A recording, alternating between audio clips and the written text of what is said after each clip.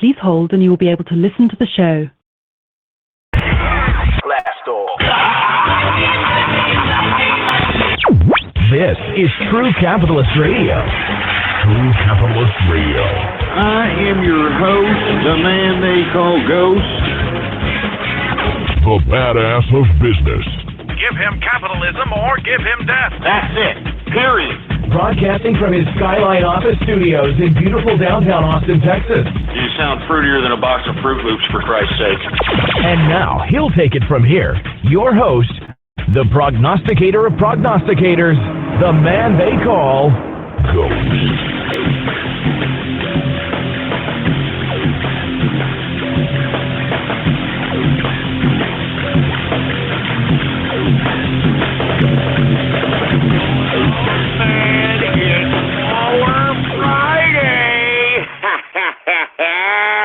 What's going on, folks? And thank you for tuning in with me to another edition of the True Capitalist Radio broadcast. And, of course, I am your host, the man they call Ghost. I want to thank you very much for tuning in with me.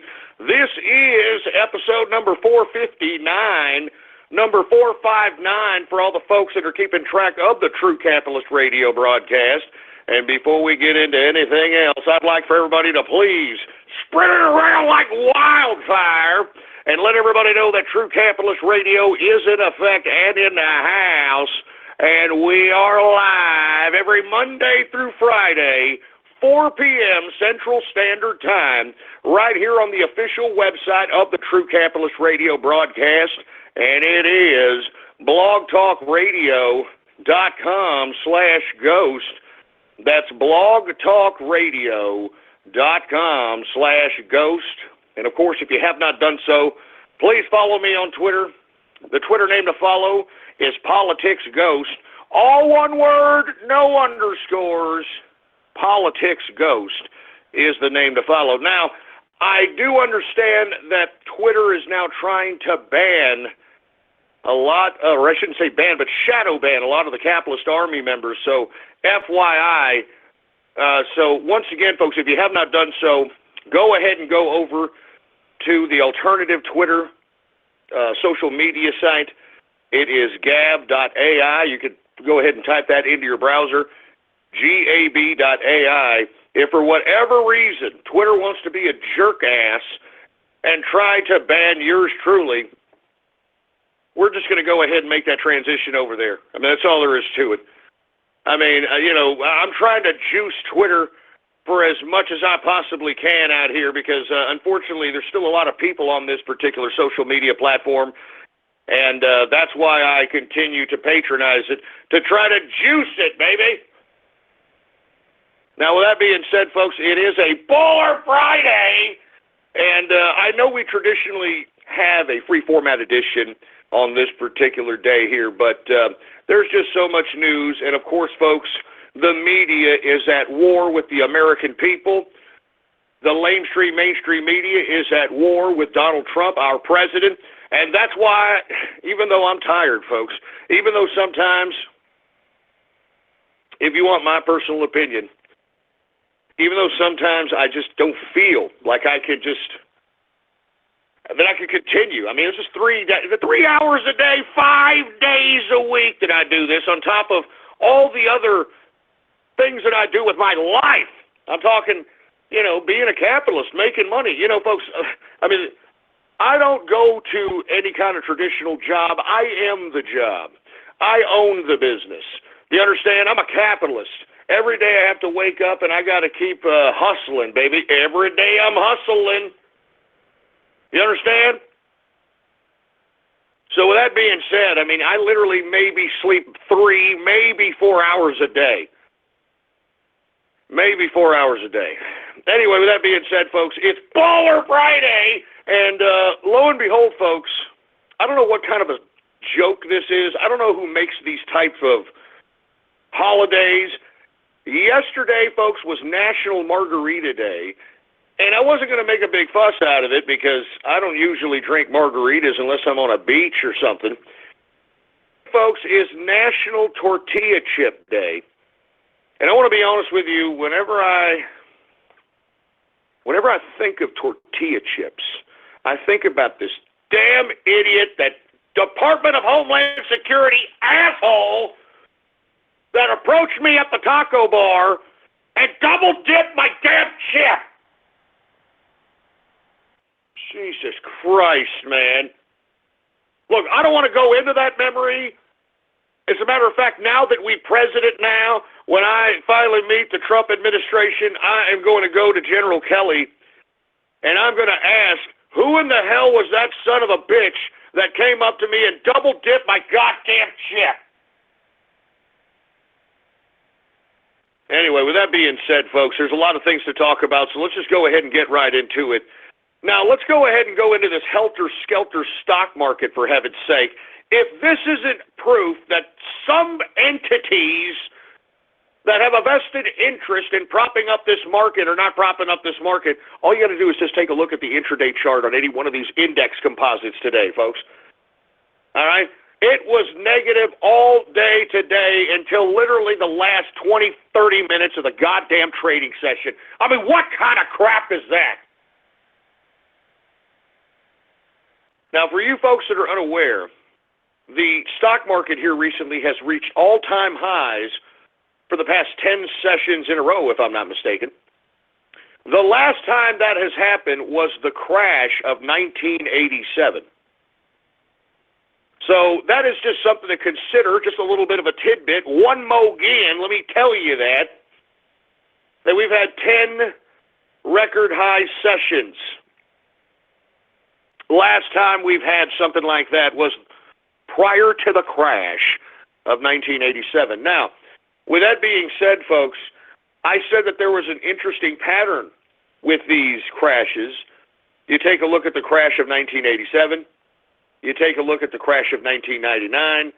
You take a look at the crash of 2009. And there's probably going to be a crash in 2017. So 7997. I'm not trying to be a numerologist here, but I take all factors into consideration. So once again, I don't know who is propping up this stock market, but if you take a look at the damn intraday charts on these indexes, it doesn't even make any sense. Look at the Dow Jones Industrial Average right now. One-day chart. Complete negativity, and then the last 30 minutes of the session, it goes up 11 points. I mean, give me a break. Give me a break. So with that being said, let's just go ahead and get right into the stock market. Once again, I personally believe this is the calm before the storm. All right? I mean, there is a lot of correlations with previous crashes as it relates to what's going on at this point in time. Even the business media is starting to catch that this damn market is overbought. There's low volume, all right? That means there's not that many people trading in this market. I keep emphasizing that because when you have low volume, if you happen to be a part of the consortium of hedge fund managers, mutual fund managers, financial bigwigs that are controlling people's retirements, 401ks, so on and so forth, it's not too hard to collude with one another, given the fact that you have so much low volume in this market. And the only way, I mean, it's so easy to collude. All you have to do is just tell a bunch of people that have funds with other people's money in the billions to start slowly in spread out accounts buying blocks of shares of a certain given number of stocks so that it can prop up the indexes like the Dow, like the S&P, like the NASDAQ. So once I'm just trying to let everybody know right now that I am sitting on cash and I'm waiting for the crash. All right? And look, I don't want a crash to happen, but there's nothing justifying this. Take a look at all the first quarter numbers. Remember at the beginning of the first quarter, we had Macy's talking about laying off 1,000 people, closing stores. Kohl's retailer is going to do the same thing today. J.C. Penney's is going to, lay off about 100, is going to close actually 140 stores. 140 J.C. Penney stores. I mean, those are big box stores. That's a lot of jobs that are going to no longer be in existence. And look, to be honest with you, J.C. Penney really, they had this coming. I mean, have you ever been to a J.C. Penney lately, for Christ's sake? I happened to have went to a J.C. Penney, and I'm not going to explain why I was there, but I was looking for some shirts, okay, looking for some white T-shirts, okay? Should be very easy to find, right? Should be able to go and find, white T-shirts somewhere, everything. I mean, that's the way big box retailers used to be. They used to be very customer friendly. I don't know what the hell happened to them now. But lo and behold, I'm trying to look at this. I mean, excuse my French, I'm sorry. It was ridiculous that a big box store is continuing to stay in business, doing business like this, okay? I'm looking around, can't find white T-shirts, all right? So now I'm looking for somebody that works in this stupid joint. I can't find anybody working. Nobody has a name tag. I can't find anybody who's working. There's nobody at the damn registers. I can't find anybody. So I have to literally find the first person I can. It's a freaking customer. And I'm like, hey, buddy, you happen to know where the freaking white T-shirts are around here? And luckily for me, this customer in the right direction. So let me tell you, if I'm having to go to J.C. Penney and you've got customers servicing your sale, then you are an idiot, J.C. Penney, and you deserve the 140 stores closing that is encompassing your company. What a disgrace. What a disgrace. You know what? They should have never recapitalized your damn company if you were going to continue to run it to this capacity. Y'all remember when J.C. Penney was on the brink of bankruptcy, for Christ's sake, and you had some nutcase creditors that were able to just kind of, I guess, give them the money at a higher interest rate? I mean, give me a break. They should have never been recapitalized. You should be ashamed of yourself, J.C. Penney, and that goes for everybody else who does business like that. Now that we are in the Trump capitalist administration, we're not going to expect, as a matter of fact, consumers shouldn't expect that kind of garbage anymore. I'm serious. I didn't mean to get off on that tirade, but I saw that coming. I mean, if you were at a damn J.C. Penney shopping, I mean, you should have saw that coming, all right? Anyway, let's go ahead and get to the damn stock market here before I go off keister. Now, once again, take a look at the Dow Jones Industrial chart for the day. Makes no sense. Makes no sense. Down all day until the last 30 minutes of the trading session. No sense. It almost looks like I said. People are trying to prop up this market. And why would they be trying to prop up this market, folks? Because I'm telling you, look at all the hype of the Dow Jones 20K scenario. I mean, you have it all over the mainstream media. I mean, people that aren't traditionally investing in the market are being hyped to do so because they see the Dow Jones Industrials at 20,000 points plus, and they think it's a great day in Mr. Rogers' neighborhood. And you see the colluders that are behind propping up this market want more people to buy at these high prices so that they can incrementally start selling off positions so that they can leave the suckers that are going to be suckered into this market holding the bag at these high prices. I mean, like I said many times before, even if you don't understand stocks, I mean, what does the old saying go? Buy low, sell high. And right now we're at all-time highs. We've seen all-time highs 10 times in a row here. So that's why I'm saying I implore you to realize that this is not a buyer's market. As a matter of fact, if you're profiting right now, if you're sitting on a nice portfolio because of these, colluded markets that continue to find suckers to buy, I would strongly advise you to incrementally get yourself out. Because I can see the writing on the wall here. I think this damn thing could explode, or pop, I should say, at any time. I mean, it looked a little vulnerable today. That's why I didn't even bother to suggest a stock to watch in the morning on Twitter. because the volume sucked. And moreover, the stock market was flat all day. The stock market sucked all day. All day until the last 30 minutes.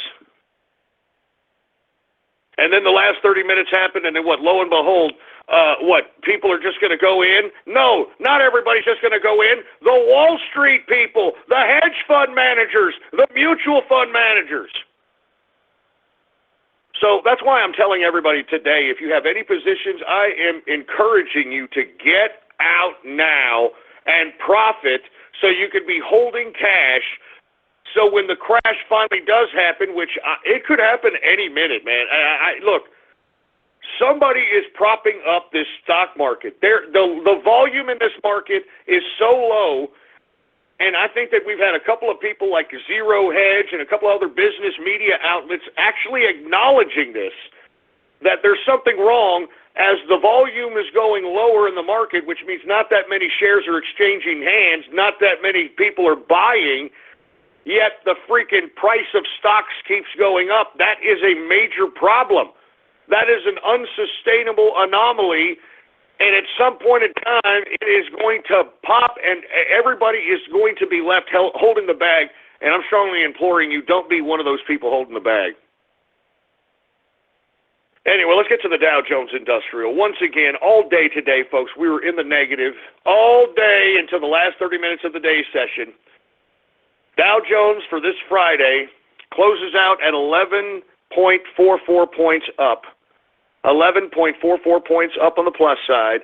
A percentage increase of 0.05%, closing out the Dow Jones Industrial at 20,821.76 points for the Dow Jones Industrial.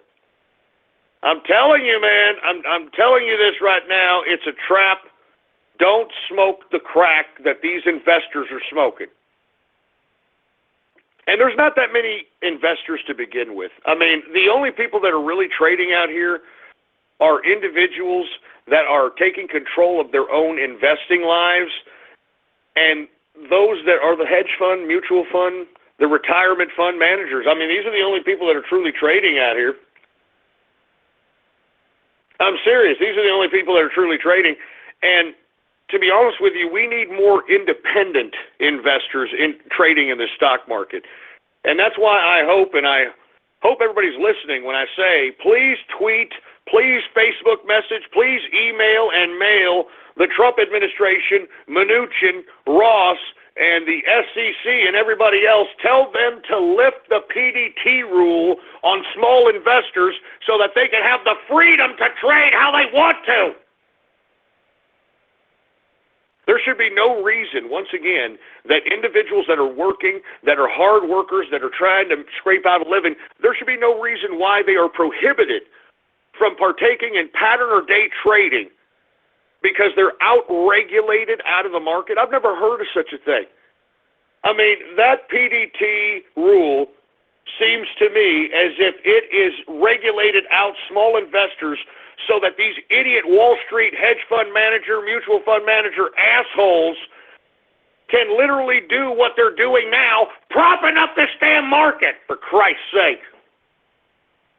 Anyway, once again, folks, all right, I am trying to tell everybody, please just listen to what I'm telling you. Do not believe this hype, all right? Do not believe this damn hype.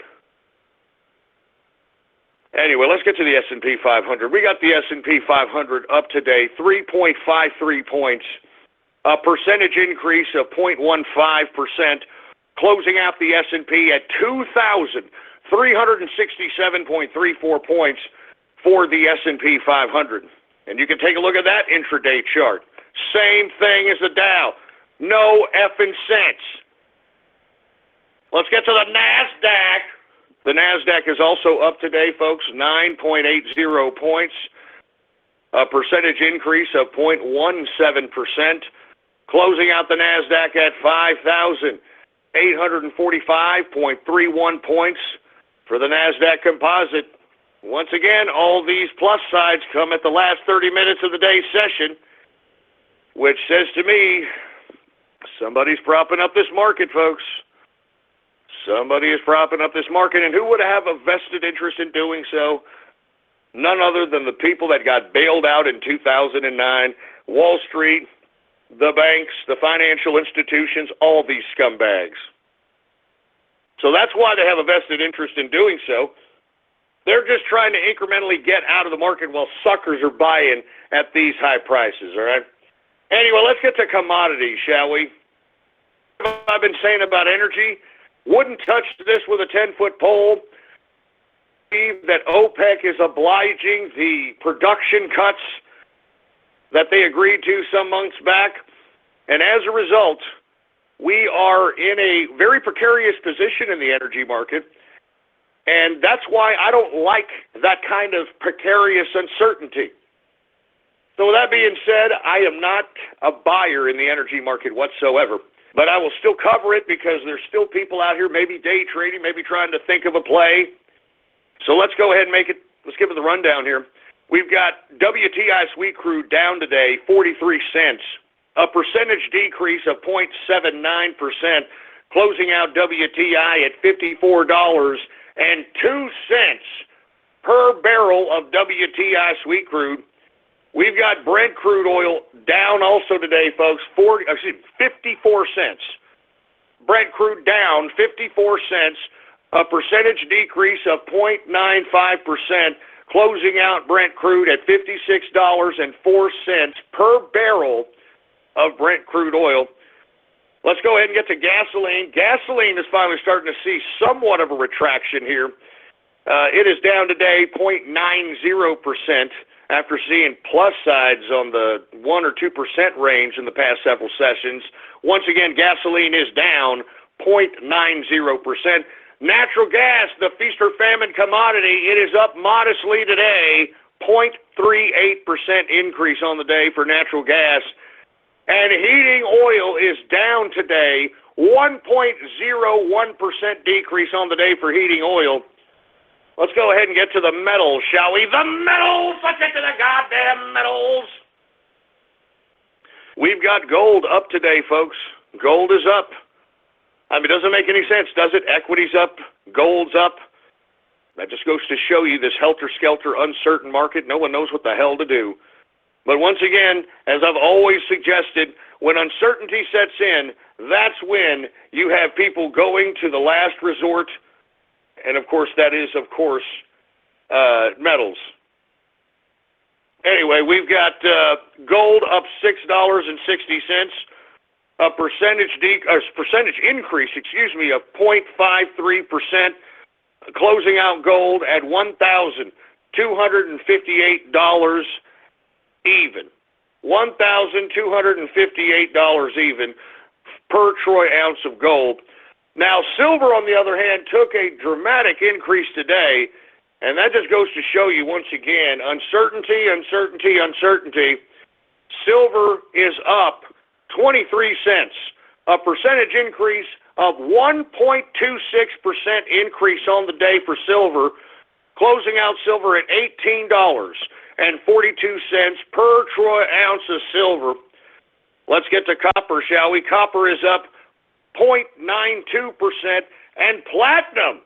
Whoa, I haven't seen platinum jump like this in a minute. Platinum is up 1.77% increase on the day for platinum. Good God, man. Anyway, let's go ahead and get to the agriculture commodities, folks. Let's get to the grains. Now, once again, I can't really tell you what the hell these guys are doing in the commodities markets right now. Once again, more uncertainty setting in, and you can basically tell by the rundown I'm about to give here. We got corn down 0.47% decrease on the day. Wheat down 1.21% decrease on the day for wheat. Oats down 1.09% decrease for oats. Rough rice down 0.48% decrease for rough rice. Soybean up 0.17 increase for soybean. Soybean oil up 0.25% increase on the day for soybean, and canola down 0.10% decrease on the day for canola.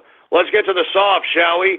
Now, let me tell you, this is bloody murder here in the first several commodities in this index.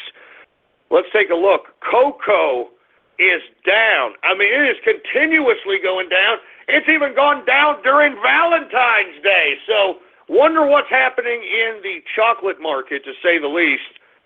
Anyway, cocoa is down 1.58% decrease on the day for cocoa. Coffee. Hey, dude, just don't talk to me. Don't talk to me unless I have my coffee, dude. Just don't talk to me. Shut up, you manlet! Anyway, coffee is down today, folks. Coffee is down 2.47% decrease on the day. Good God. Good God. And, of course, that doesn't mean you're going to pay any less for a damn cup of coffee at Starbucks. And I'd like to take this opportunity right now to remind everybody, boycott Starbucks! Boycott Starbucks, for Christ's sake, that anti-American company. Boycott Starbucks. And I'm telling you, if I see somebody with a damn Starbucks cup in their hand, I'm going to say, oh, yeah, you're an un-American piece of trash, huh? Huh? Why don't you go out there? Why don't you go to Mexico? Why don't you get the hell out of here? Why don't you go to a sanctuary city, you scumbag? Once again, boycott Starbucks. This is the same company that tried to defy the president and his administration and their immigration reforms by saying that they're going to hire 10,000 illegal immigrants in defiance of the law. That's why I'm saying to each and every one of you, boycott Starbucks! Anyway, let's go ahead and get to the next commodity, sugar!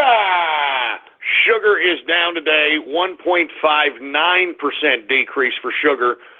Orange juice is down, 2.13% decrease for orange juice. Cotton is up, 0.62%. Lumber is up today. Good God, it is up 1.09% increase on the day for lumber.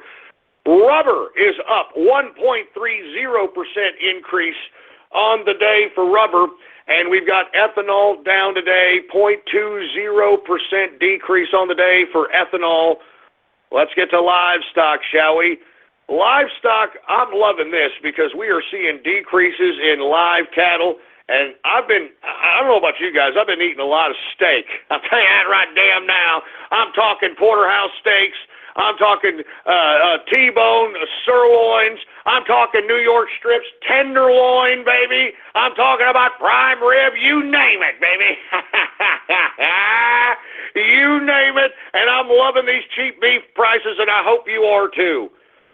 Anyway, live cattle is down today, folks. 1.35% decrease on the day for live cattle. So that should be reflected this weekend if you want to buy a badass steak for you and your girl or something. You know what I'm saying? Or if you happen to be, homosexual or gay or anything. You know what I mean? You too, Anyway, we got cattle feeder. It is down today. 2.76% decrease on the day. Good God! And, folks, lean hogs is finally bouncing back after a couple of sessions of decreases. Lean hogs is up 2.18% increase on the day for lean hogs. And before we close out with the markets, I want to remind everybody that I had been telling people that Bitcoin is going to be a very attractive investment because we have more and more countries that are pulling away from actual hard currency. All right? So once again, folks, I have been trying to let everybody know right now that Bitcoin is a lucrative alternative for any kind of a hedge at this point. I mean, I legitimately think so. Anyway, folks, for you folks who are unaware, last evening, Taiwan announced that it was going to go cashless. It was going to go cashless. And in the process, folks, because we're seeing more and more countries, remember I said this. I had been saying this. Remember when Bitcoin took a contraction here recently, and it was down to about 798, 700 and change. I said, look, this is only because China is trying to manipulate this currency, but even though it tries, you have so many countries trying to outlaw cold hard cash that they're going to look to this cryptocurrency and other cryptocurrencies as an alternative to exchange goods and services outside the government influence. Because as I stated, if we outlaw cash in America, or anywhere for that matter, the government has full and total control of your money. They can look at every single transaction you make in your life, and they are complete oversight over every transaction. That's why they're trying to get rid of cash, folks. They want to know what you are doing.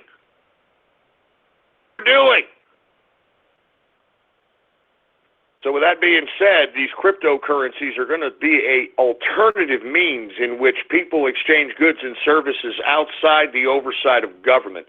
And that's why in America, folks, especially the capitalists in this country, we cannot allow cash to cease to exist. We have to demand that there be some sort of tangible cash that can be exchanged in this economy. Because if we get rid of cash, folks, the first people it will hurt is the most impoverished people in this nation. It will hurt the most impoverished people in this nation. And whatever economic opportunity that they had by being able to obtain cold hard cash, and I've said many different instances that I've seen out here in San Antonio, Texas, when I first came out here, and I was at a damn stoplight, I had this freaking Mexican kid, a barefoot Mexican kid, come up to my goddamn window with a box full of candy apples, all right? I mean, I don't like candy apples, and I was a little perplexed by it, but if I had a damn urge for candy apples, I would have been able to pull out a couple of bucks and give him a couple of dollars without the damn government being shoved up my ass. So that's why I'm telling everybody, folks, in America, we cannot allow anyone to try to outlaw cash. Cannot allow anyone to outlaw cash in this country, because we need to have the freedom of exchanging goods and services without any kind of government oversight, without the governments being the goddamn overlords of every transaction in this country. We cannot allow them to have that power. We cannot allow the government to have that kind of power. So, once again, if you hear me, please be pro-cash. You hear me? Be pro-cash. Be pro-tangible cash. If you care about the poor in America and don't want them to have welfare anymore but still have economic opportunity, be pro-cash, baby. Anyway, with that being said, let's go ahead and take a look at Bitcoin. Now, Bitcoin is fastly approaching the price of gold, folks. It's fastly approaching the price of gold. Now, if you want my personal opinion, now, you may want to take a look. This is why I am really, really anxious to see the Trump administration's new tax code, because under the old tax code, Bitcoin is not viewed as a currency. It's viewed as property. And it's viewed as property until it's actually liquidated. By some chance, which looks very, very possible here in the near future, Bitcoin surpasses the price of gold. I would straight go and exchange Bitcoin for physical gold, all right? And you need to check with your tax officials. I am not a tax expert, but in my opinion, if you were to exchange the Bitcoin to gold, so long as you didn't sell the gold into liquidity or any currency, that is still considered property. So technically, you're moving the Bitcoin from a cryptocurrency capacity into physical troy ounces of gold. And it doesn't necessarily become taxable. In my opinion, look, I'm just giving you opinion for educational purposes only. I mean, this is my opinion, so you may want to consult a tax expert. But I know for a fact that here in the past tax codes, Bitcoin has been referenced as property. So long as you don't liquidate it into actual currency, you aren't going to be taxed on that. Now, let's say you were to liquidate the Bitcoin into American currency, into American dollars, like you exchanged the Bitcoin and you got the equivalent in American dollars, that's when you were going to pay taxes. And depending on how and you're going to claim it, I'm assuming it will be capital gains.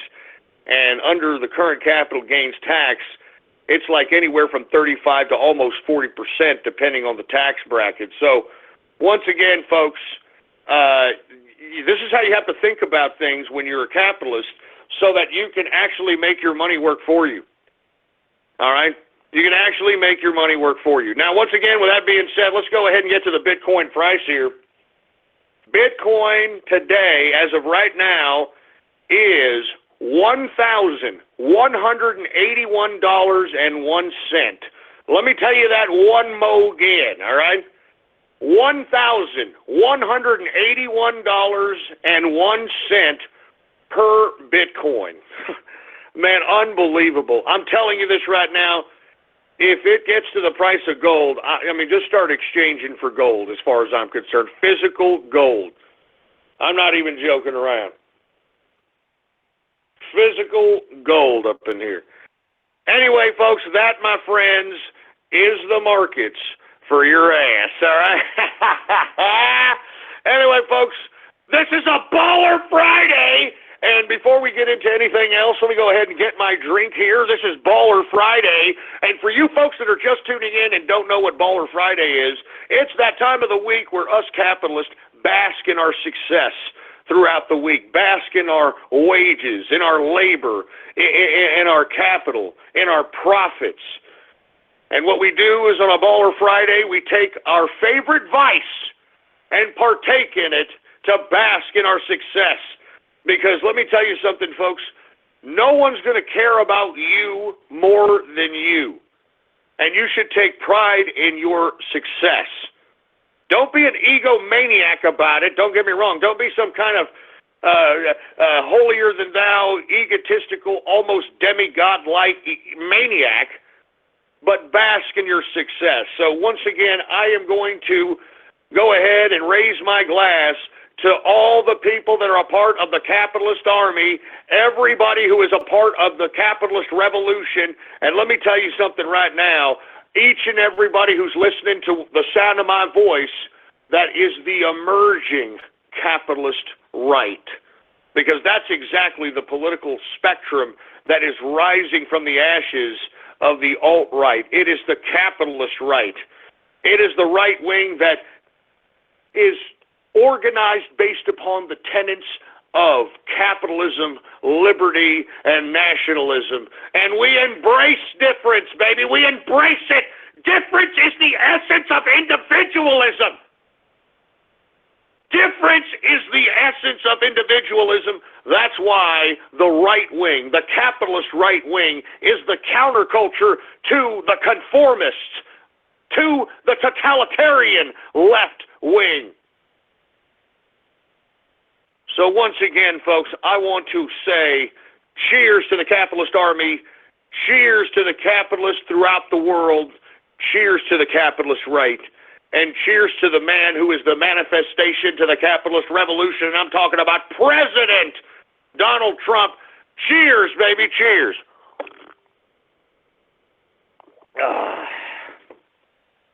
I'm telling you that's pretty good. And look, it doesn't mean that you have to have any kind of alcoholic beverage as part of your vice for this Baller Friday. I mean, you can have whatever you want. You want to have a candy bar. You want to have yourself a pastry. You want to have a whole pie with one fork. It doesn't matter. A gallon of Haagen-Dazs. It doesn't matter. Bask in your success. Bask in your success, I say, all right? Anyway, with that being said, let me go ahead and get a little bit into the show before we have some Twitter shout-outs, folks. Did you all see the president's speech at CPAC? Oh, my God, man. What a speech, man. What a speech. If you didn't get to see it, I mean, there are so many lines in that speech, I don't even think I can get to all of them here. But a few of them that stands out is how he tells people on welfare they're going to have to go back to work and they're going to love it. What did I tell you? I told you this day would come. I told you all this day would come, and it's here. And President Donald Trump announced it on a Baller Friday. Oh, my God. Did you not hear when he said that? When he said that, I could not believe it. I was like, oh, good God, he's listening to the show. Oh, my God. Let me tell you something. I told all of you that this day would come. I told all of you, didn't I? I said that all you people that are collecting all this welfare, all you people that are trying to rub it in the faces of the taxpayer, all you folks that are out here thinking that this is going to be a free gravy train for the rest of eternity, I told you that this was going to come to an end. I told you. I told you. He says, we're going to get people off welfare and we're going to put them back to work and they're going to love it. They're going to love it. I told you this was a capitalist revolution. I told you that this was a capitalist revolution. Didn't I say it? Didn't I damn say it? Let me tell you something, folks. Next month, next March, at the end of March, is going to be 1 year. 1 whole year since I came back on this broadcast and just commenced damage in the political arena. And what have I said ever since I came back last March? I said that this was a capitalist revolution. I said it and I meant it. I'm telling you this right now. I'm pretty sure all the Poe in America are scared crapless because they ain't going to be able to just kind of sit back on their fat asses anymore and collect a goddamn government check, for Christ's sake. Do you understand me? This is a capitalist revolution. I told you. I told all of you that are collecting entitlements that at one day you're going to have to get up off your fat ass and get back to work. Get back to work. Man, I said this back in 2010, 2011. I said this. Oh, my God. You don't even understand how proud I am to be an American today. You don't understand how proud I am. The capitalists have taken control of state power, and look at what we're doing. We're dismantling this son of a bitch. And that's what I always said. Didn't I always say it? Go back in the archive if you don't believe me. I always said that we need to elect people that are going to attain power to dismantle the government, and that's exactly what we're looking at right before our very eyes.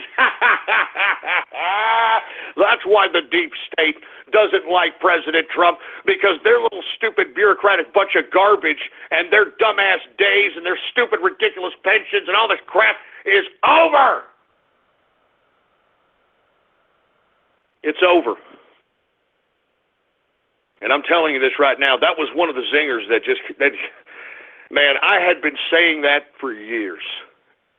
And to hear the President of the United States say it, I mean, it almost brings a tear to my eye. I always said it. You can look back in the archive if you don't believe me. What a sight to see.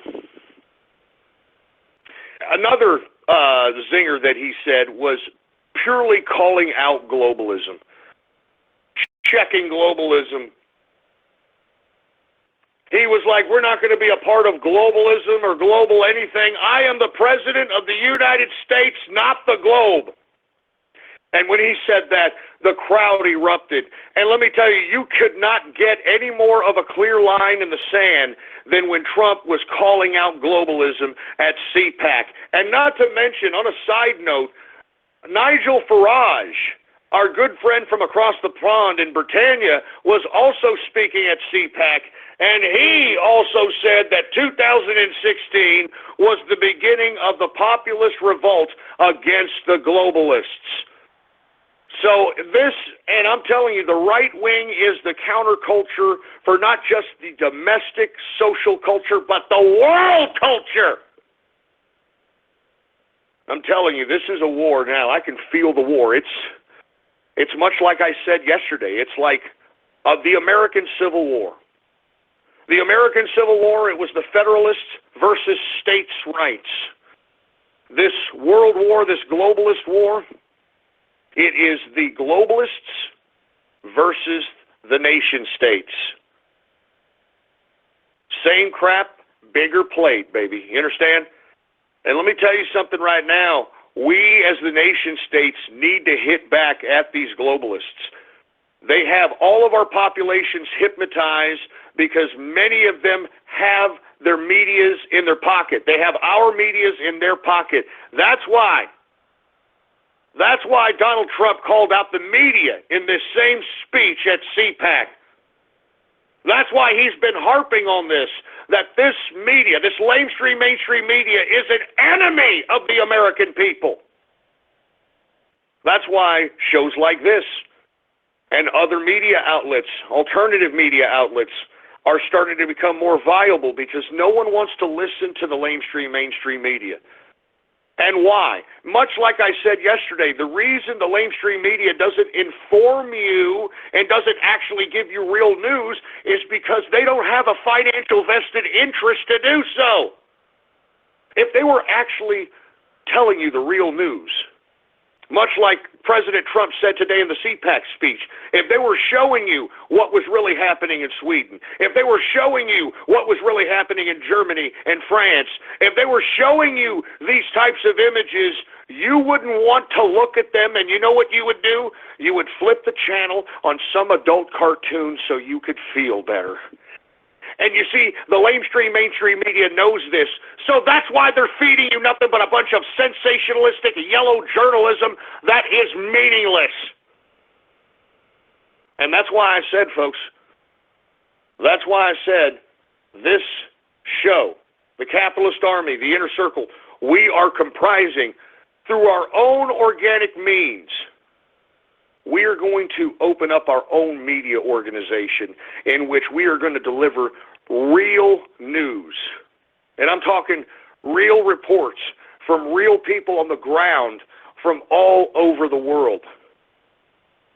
And I'm telling you this right now, there's an opportunity for not just us here on the Capitalist Army and the Inner Circle side, but also for every one of you.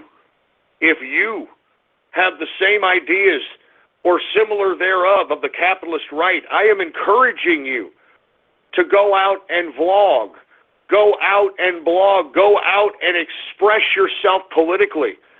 And you know something, folks? Expressing yourself politically doesn't necessarily mean that you have to exclusively be a journalist or exclusively be a vlogger or a blogger.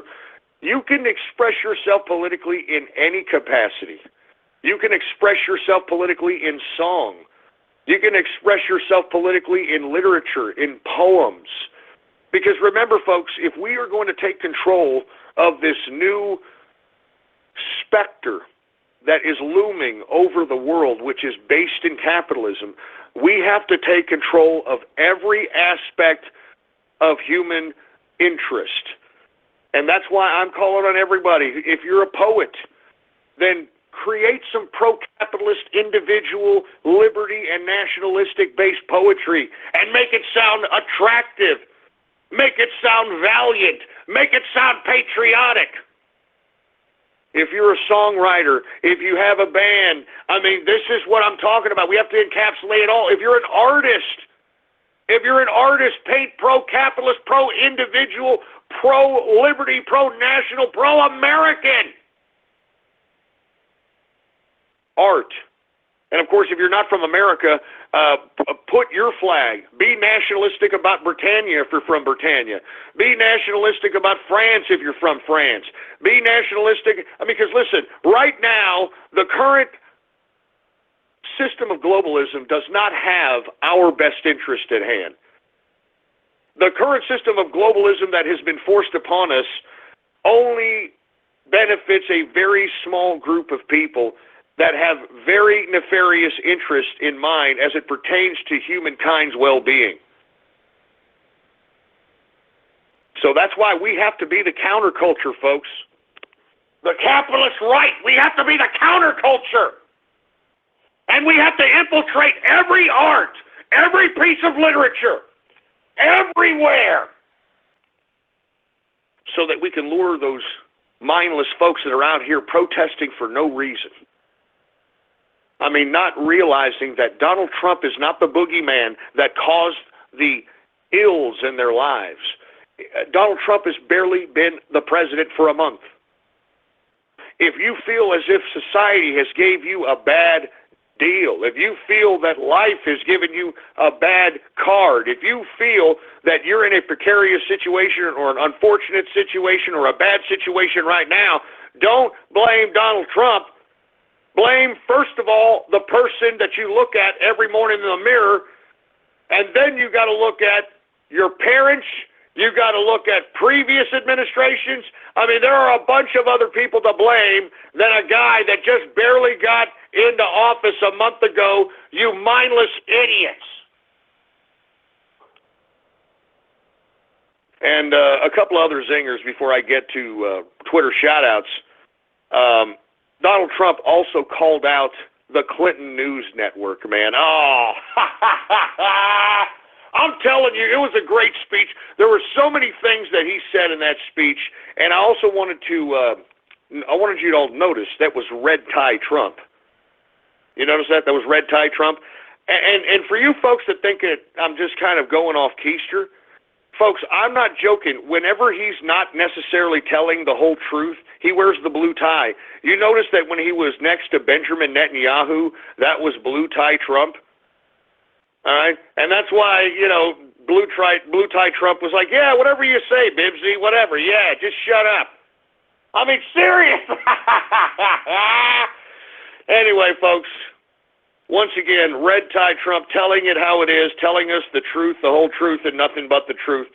One of the best speeches. I'm telling you, this man always comes up with just a better speech that inspires me even more and more, that gives me the energy. Anytime that I feel tired, anytime that I feel like I don't want to do this broadcast for 3 hours after a whole day's work trying to think of how to get capital, trying to work the businesses, trying to work my life, so on and so forth, I think of Donald Trump. I think about this man, how hard he's working, what he's given up to try to save this country. That's what keeps me going, folks. I mean, Donald Trump is a 70-year-old man, and he's working probably 15, probably 18, 20 hours a day. This guy is a machine. So that's why I continue to do what I do, regardless of how tired I may be, regardless if I may be not up to my fullest potential. I know that I got to continue to do what I'm doing here because I know that I'm reaching at least anywhere from 50 to 70,000 live listeners every day. And these are folks that are listening in to not just hear me babble, but to hear news and to hear the truth and to hear ideas and provoking thoughts. Even people that don't agree with me are listening to this broadcast because I provoke thought. I provoke thought. Anyway, folks, let me go ahead and calm down here. I want to say that was a great speech by President Donald Trump. Please watch that speech if you have not done so. It's probably all over the internet by now. Anyway, with that being said, let's go ahead and get to some Twitter shout-outs, okay?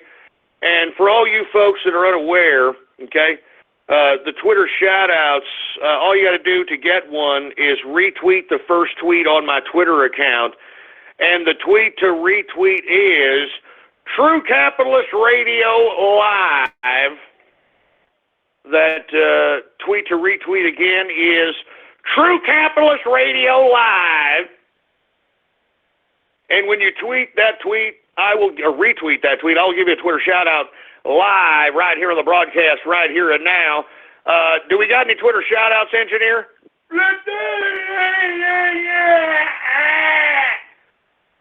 All right. Well, oh yeah, and you know what? I almost forgot. I guess it's about time to put up the contest, isn't it? Yeah, I know. I've seen all your Twitter posts. I've seen it all over the internets. I've seen it in the troll terrorist and cyber vermin parts of the digital ghetto. that everybody's waiting for to see the future of Radio Graffiti if people are going to, what is it? It's Team Fortune Cookie for Pro Radio Graffiti against Team Optimism for Radio Graffiti going bye-bye. Okay? So with that being said, let me go ahead and post those now. Okay? Let me go ahead and post those now for all those folks that are kind of in there. They're kind of like, I want to go ahead and hurry up and I want to see. I want to see it myself. I want to buy one. I want to buy 5 of them. Well, with that being said, hey, engineer, can you start posting up the autographs of Mr. Fortune Cookie and Mr. Optimism on Ghost.market, please? Yes, sir. All right, let me go ahead and let's go ahead and do that. The engineer is currently in the process of doing that. And once again, before people start bitching, okay, Mr. Fortune Cookie unfortunately had to be priced $1 more because China is imposing an export tax on the True Capitalist radio show in order for me to legally sell Mr. Fortune Cookie merch. So unfortunately, there's $1, export tax thanks to Mr. Fortune Cookie, all right? Hey, don't come at me, all right? That's communist China. That's communist China. So don't blame me. You blame that Chinese son of a bitch, all right? Anyway, with that being said, look, I don't even want to look. You know what I'm saying? I'm telling you this right now. I don't even want to look at what the hell's going on there on these on the sales. So the engineer is going to keep me abreast of what's going on as it relates to the sales of those particular autographs. Because, with all due respect, folks, I mean, buy Mr. Optimism, okay? But let's get a little serious here. All right, let's take out Radio Graffiti. All right. Jesus Christ. Anyway, folks, without any further ado, let's get to some Twitter shout-outs right now. Anyway, who do we got here, folks? We've got what's going on to Distilling Capitalist. We've got the Crow T Robot, whatever the hell that means. Dimitri Pinochet. Spurto wants a shout-out. What's going on to Spurto? We've got Young Ghost in the house. What's going on? Who else do we have going on over here? Once again, retweet the first tweet on my Twitter account. All right, and we'll go ahead and give you a shout-out right here, right now. We've got Cliff Burton Short Bus. Oh, that's horrible. That's horrible, for Christ's sake, man. Cliff Burton Short Bus. And for you folks that don't know who Cliff Burton is, Cliff Burton was the former bassist, the original bassist of Metallica. Unfortunately, he was on a tour bus when he unfortunately got killed in a tour bus crash accident. So for this idiot to say Cliff Burton tour bus or Cliff Burton short bus, I think that's horrible. Anyway, let's what's going on to Krillin, Broly, Capitalist Kush, Stay Off My Turf? What's going on, man? Who else do we have here? We've got Raiden Snake, Dots Kit. What's going on? We got Danky Kane Capitalist. How you doing? Green Bio in the house. We got Silent Capitalist. Team Fortune Cookie. Yeah, real funny, you idiot. We've got Rock Ape. We got the TCA Newsfeed in the house. Who else do we have here? We've got the Zetatron, whatever the hell that's supposed to mean. Here we've got Mr. Optimism, well, whatever the hell that's supposed to mean, all right? Who else do we have here, folks? Once again, retweet the first tweet on my Twitter account, and I will give you a Twitter shout-out live right here on the broadcast. We've got Tom in the house. How you doing, Tom? What's going on to Snow White? We've got, I'm not going to say that disgusting name.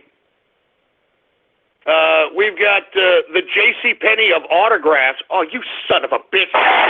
You son of your ass. You son of a bitch.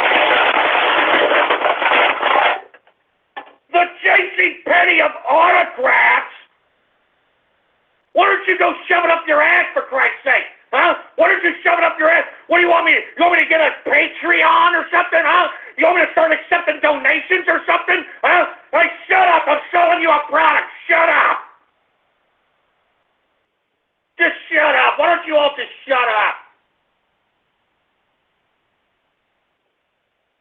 Good God, give me the mic.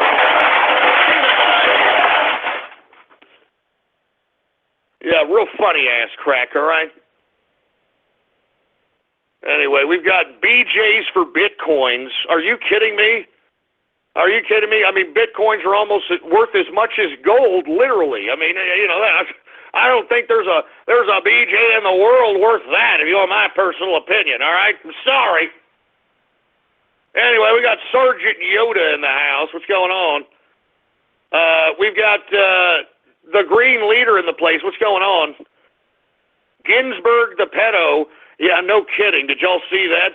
Old Ginsburg on the Supreme Court is pro-pedo. That's reassuring, isn't it? That's reassuring. Anyway, we've got beat NG's ass. No, I don't want to beat NG's ass. I mean, come on. They want me to beat you up, engineer. What the hell's the problem? Yeah, exactly. Jesus Christ, beat the engineer's ass. Anyway, we are now in the second hour of the True Capitalist Radio broadcast. And, of course, I am your host, the man they call Ghost. And once again, folks, I want to thank everybody for tuning in with me. Before we get started on anything else, I'd like for everybody to please spread it around like wildfire and let everybody know that True Capitalist Radio is in effect and in the house. And we are live every Monday through Friday, 4 p.m. Central Standard Time, right here on the official website of the True Capitalist Radio broadcast, and it is blogtalkradio.com/ghost. That's blogtalkradio.com/ghost.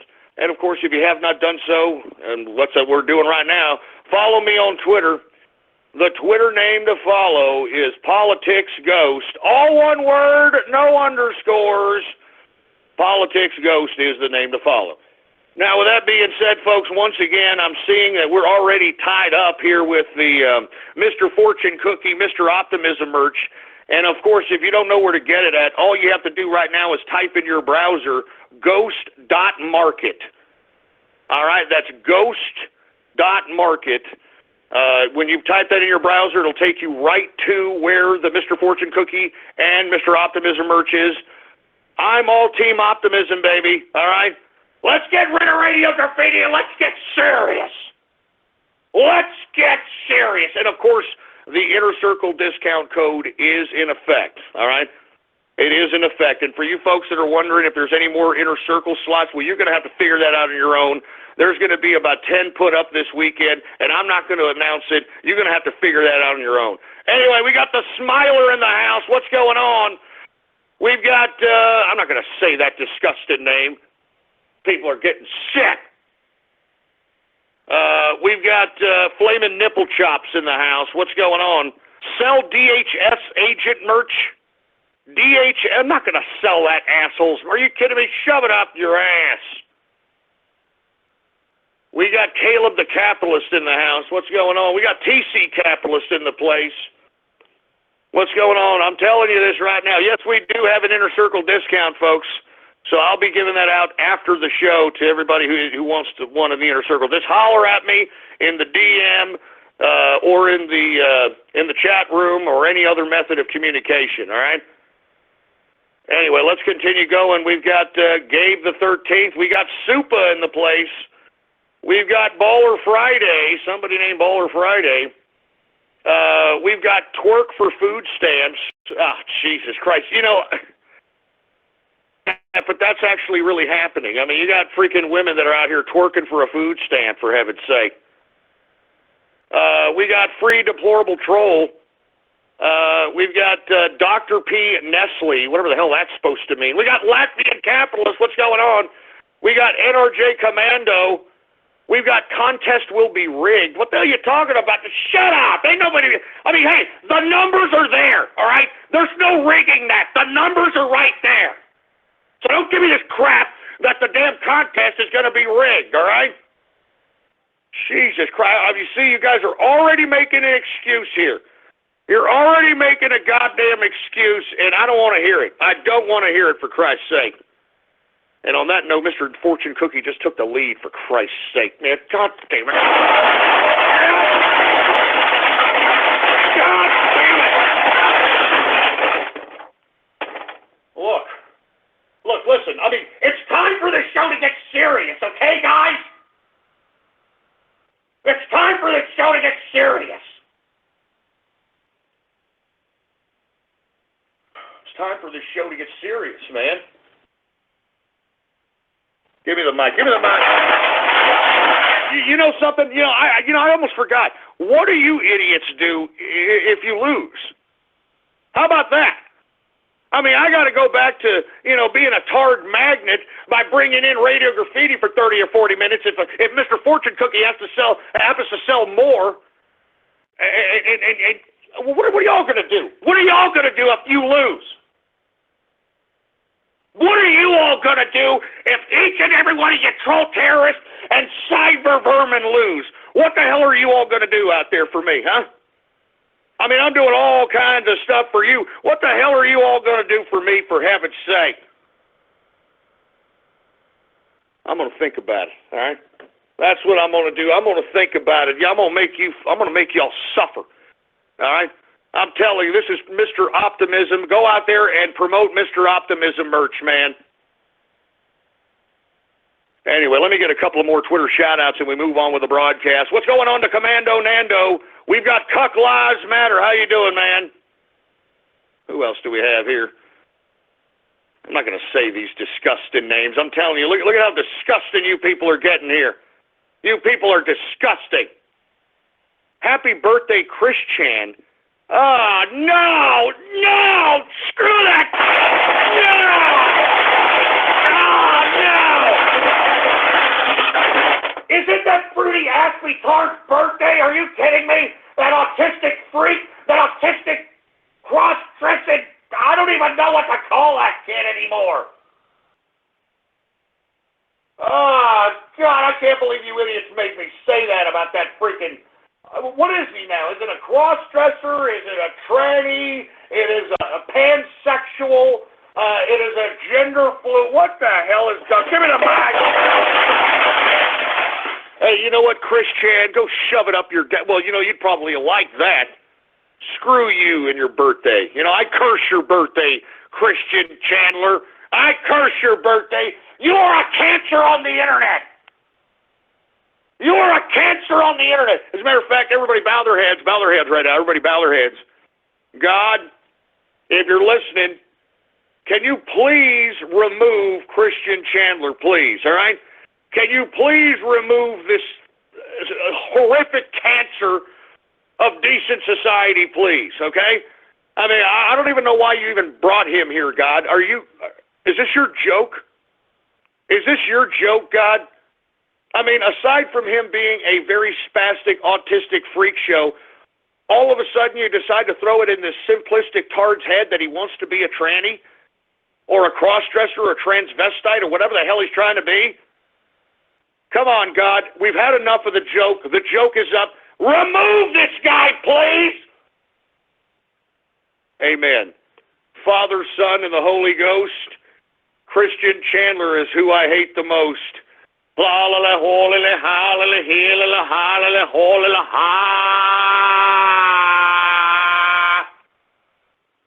Like a high like a hiney ho like a high like a hiney ho like a high like a hiney ho.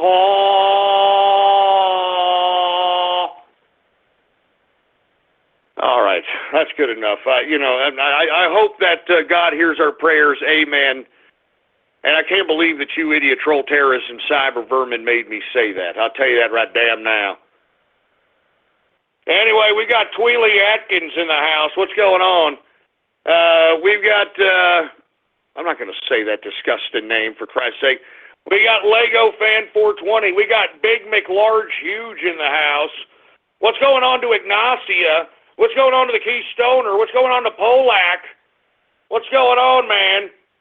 Johnny Cornbread in the house, Hoodie in the place, Hagless in the house, Humey in the place. What's going on, baby?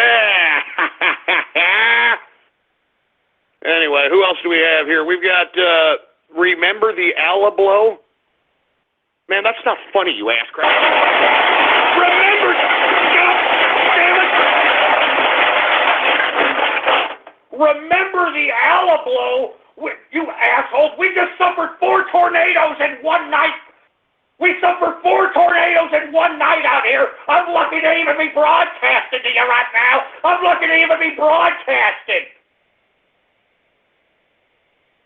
Remember the Alablo. You know what? You go suck an egg. You know what? I'm not letting you idiots ruin my Baller Friday. That's it. No more Twitter shout-outs. You can all just go shove it up your goddamn clogged up poopers for as long as I'm concerned, all right? You all go shove it up your clogged up poopers. Give me the mic. You all shove it up your clogged up poopers, for Christ's sake, man. I'm not even joking. I'm not even joking. Good God. Anyway, folks, let me just calm my ass down here. Let me just take a deep breath. And, hey, engineer, how does it look on the, how does it look as far as the sales are concerned, engineer?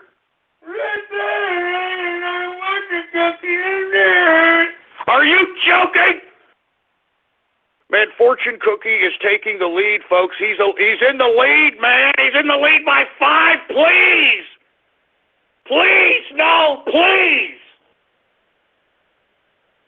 There's Twilly Atkins, for Christ's sake. No, please, man, let's Team Optimism. You know what? Let's bring in Mr. Optimist, please. Hey, engineer, get Mr. Optimist on the horn here. All right? Maybe he can help sell his own autograph, please, because we cannot have this. We cannot have this, for Christ's sake, man. We need Team Optimism to work. Jesus Christ. Anyway, for Christ's sake, let me continue going here. All right. Jesus Christ, where am I? I mean, I'm sorry. I'm a little perplexed. I'm surprised that, you know, these people are stabbing me in the back by buying Mr. Fortune Cookie merch. It's a commie. Mr. Fortune Cookie's a commie, you bastard.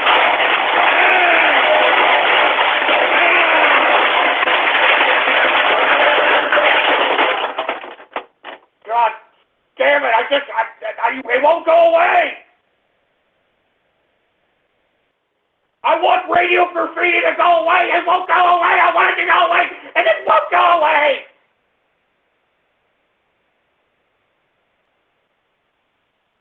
Jesus Christ, give me the mic. Anyway, look, the engineer's trying to get Mr. Optimism on the horn. I got to continue going with the show. I need a drink after that. Give me my drink, for Christ's sake.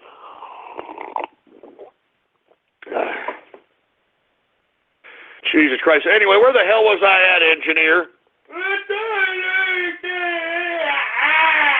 All right, that's right. I was talking a little bit about how Donald Trump... I'm sorry, folks, if I'm a little taken back. I can't believe people are buying Mr. Fortune Cookie merch. Anyway, Donald Trump was at CPAC, and he was delivering once again, another great patriotic speech. Great patriotic speech. Unbelievable speech. We talked about it here prior to Twitter shout-outs. If you have not watched that speech from CPAC today, then by God, go ahead and do so. I mean, this guy just literally laid it on thick and laid it on the enemy and basically had a call to arms, so to speak. And I loved it, and I loved every minute of it. Anyway, let's go ahead and get to another subject matter. Let's keep on with the POTUS Trump news here. Donald Trump blasts the FBI on Twitter this morning. Did y'all see that, folks? The FBI, because somebody out there is not doing their job finding out who are the leakers of the information, not only from the White House, but from national security issues. I mean, who in the hell leaked the tapped conversation between Michael Flynn and the Russian ambassador? I mean, who is eavesdropping on the president between calls between him and the Mexican president, him and the Australian prime minister. Who's doing this? And not to mention, they need to be found and they need to be brought to justice. Anyway, this morning, Donald Trump got on Twitter and basically blasted the FBI and told them to find the national security leakers. And they need to be found and they need to be brought to justice. And when they're found, folks, I hope that Donald Trump throws the harshest book at them. Because as far as I'm concerned, these are national security-based type of information, pieces of information, and this is coming from the inside. Now, with that being said, this puts in jeopardy any kind of diplomacy that Donald Trump is going to attempt as it relates to other countries in relations to us. And these leaks have to be stopped. I mean, they utterly just have to be stopped. And I hope that the FBI is listening to our president, because these leaks are a national security risk. And it seems as if parts of the deep state that are leaking this information, they're doing it in conjunction with the mainstream media. And that's why Donald Trump, our president, is calling out the mainstream media as the enemy of the American people, because they are. They're trying to shape the perspective of the average everyday American behind pure propaganda and not the facts and not the truth. The truth! That's why, folks, those of us in this circle, those of us that are listening to this broadcast, those of us on the capitalist right, we have to continue to work overtime to discredit the mainstream media, to discredit and expose the lies and the hypocrisy of the mainstream media. We can't be complacent. The left is not complacent. The globalists are not complacent. The Republican establishment are not complacent. That's why we on the Trump train, we on the capitalist right, we in the capitalist army cannot afford to be complacent. And that's why I do this broadcast every day. Do you understand that? That's why I do this broadcast every day. That's why I'm doing this broadcast every single day, because I want to make sure that people listen and hear the message. And the message is, we are the capitalist right. All right? Capitalism, liberty, and nationalism, embracing difference. Difference is the foundation of individualism. Do you understand that? It's us against the world, folks. It's the capitalist against the globalist. It's the capitalist against the political establishments. It's the capitalist against the world, and we will prevail. Because as I stated time and time again, we own these people in government because we pay taxes. We own these politicians. We own these little people, and that's what we're doing right now by Donald Trump. The manifestation of the capitalist revolution. He is asserting the authority of the capitalist over the bureaucratic state. And it is a great sight to see, if I don't say so myself. It is a great sight to see. Once again, folks, for you folks that are unaware, Donald Trump this morning was completely calling out the FBI and saying, hey, you know, it's time to fight. It's time to find these leakers that are out here and that are leaking this national security classified information, and they need to be brought to justice.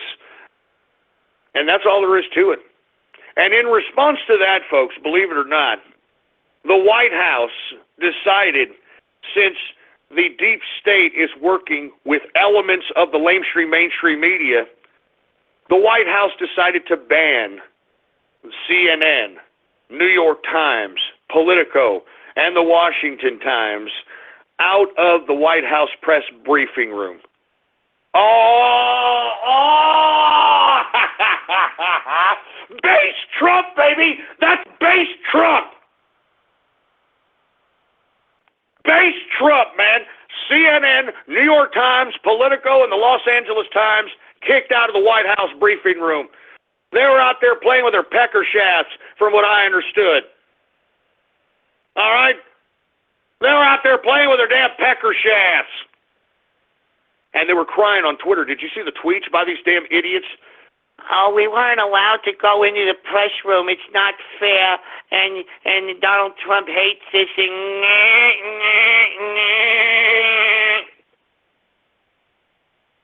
Hey, that's tough titty there, CNN, New York Times, Politico, and the Los Angeles Times.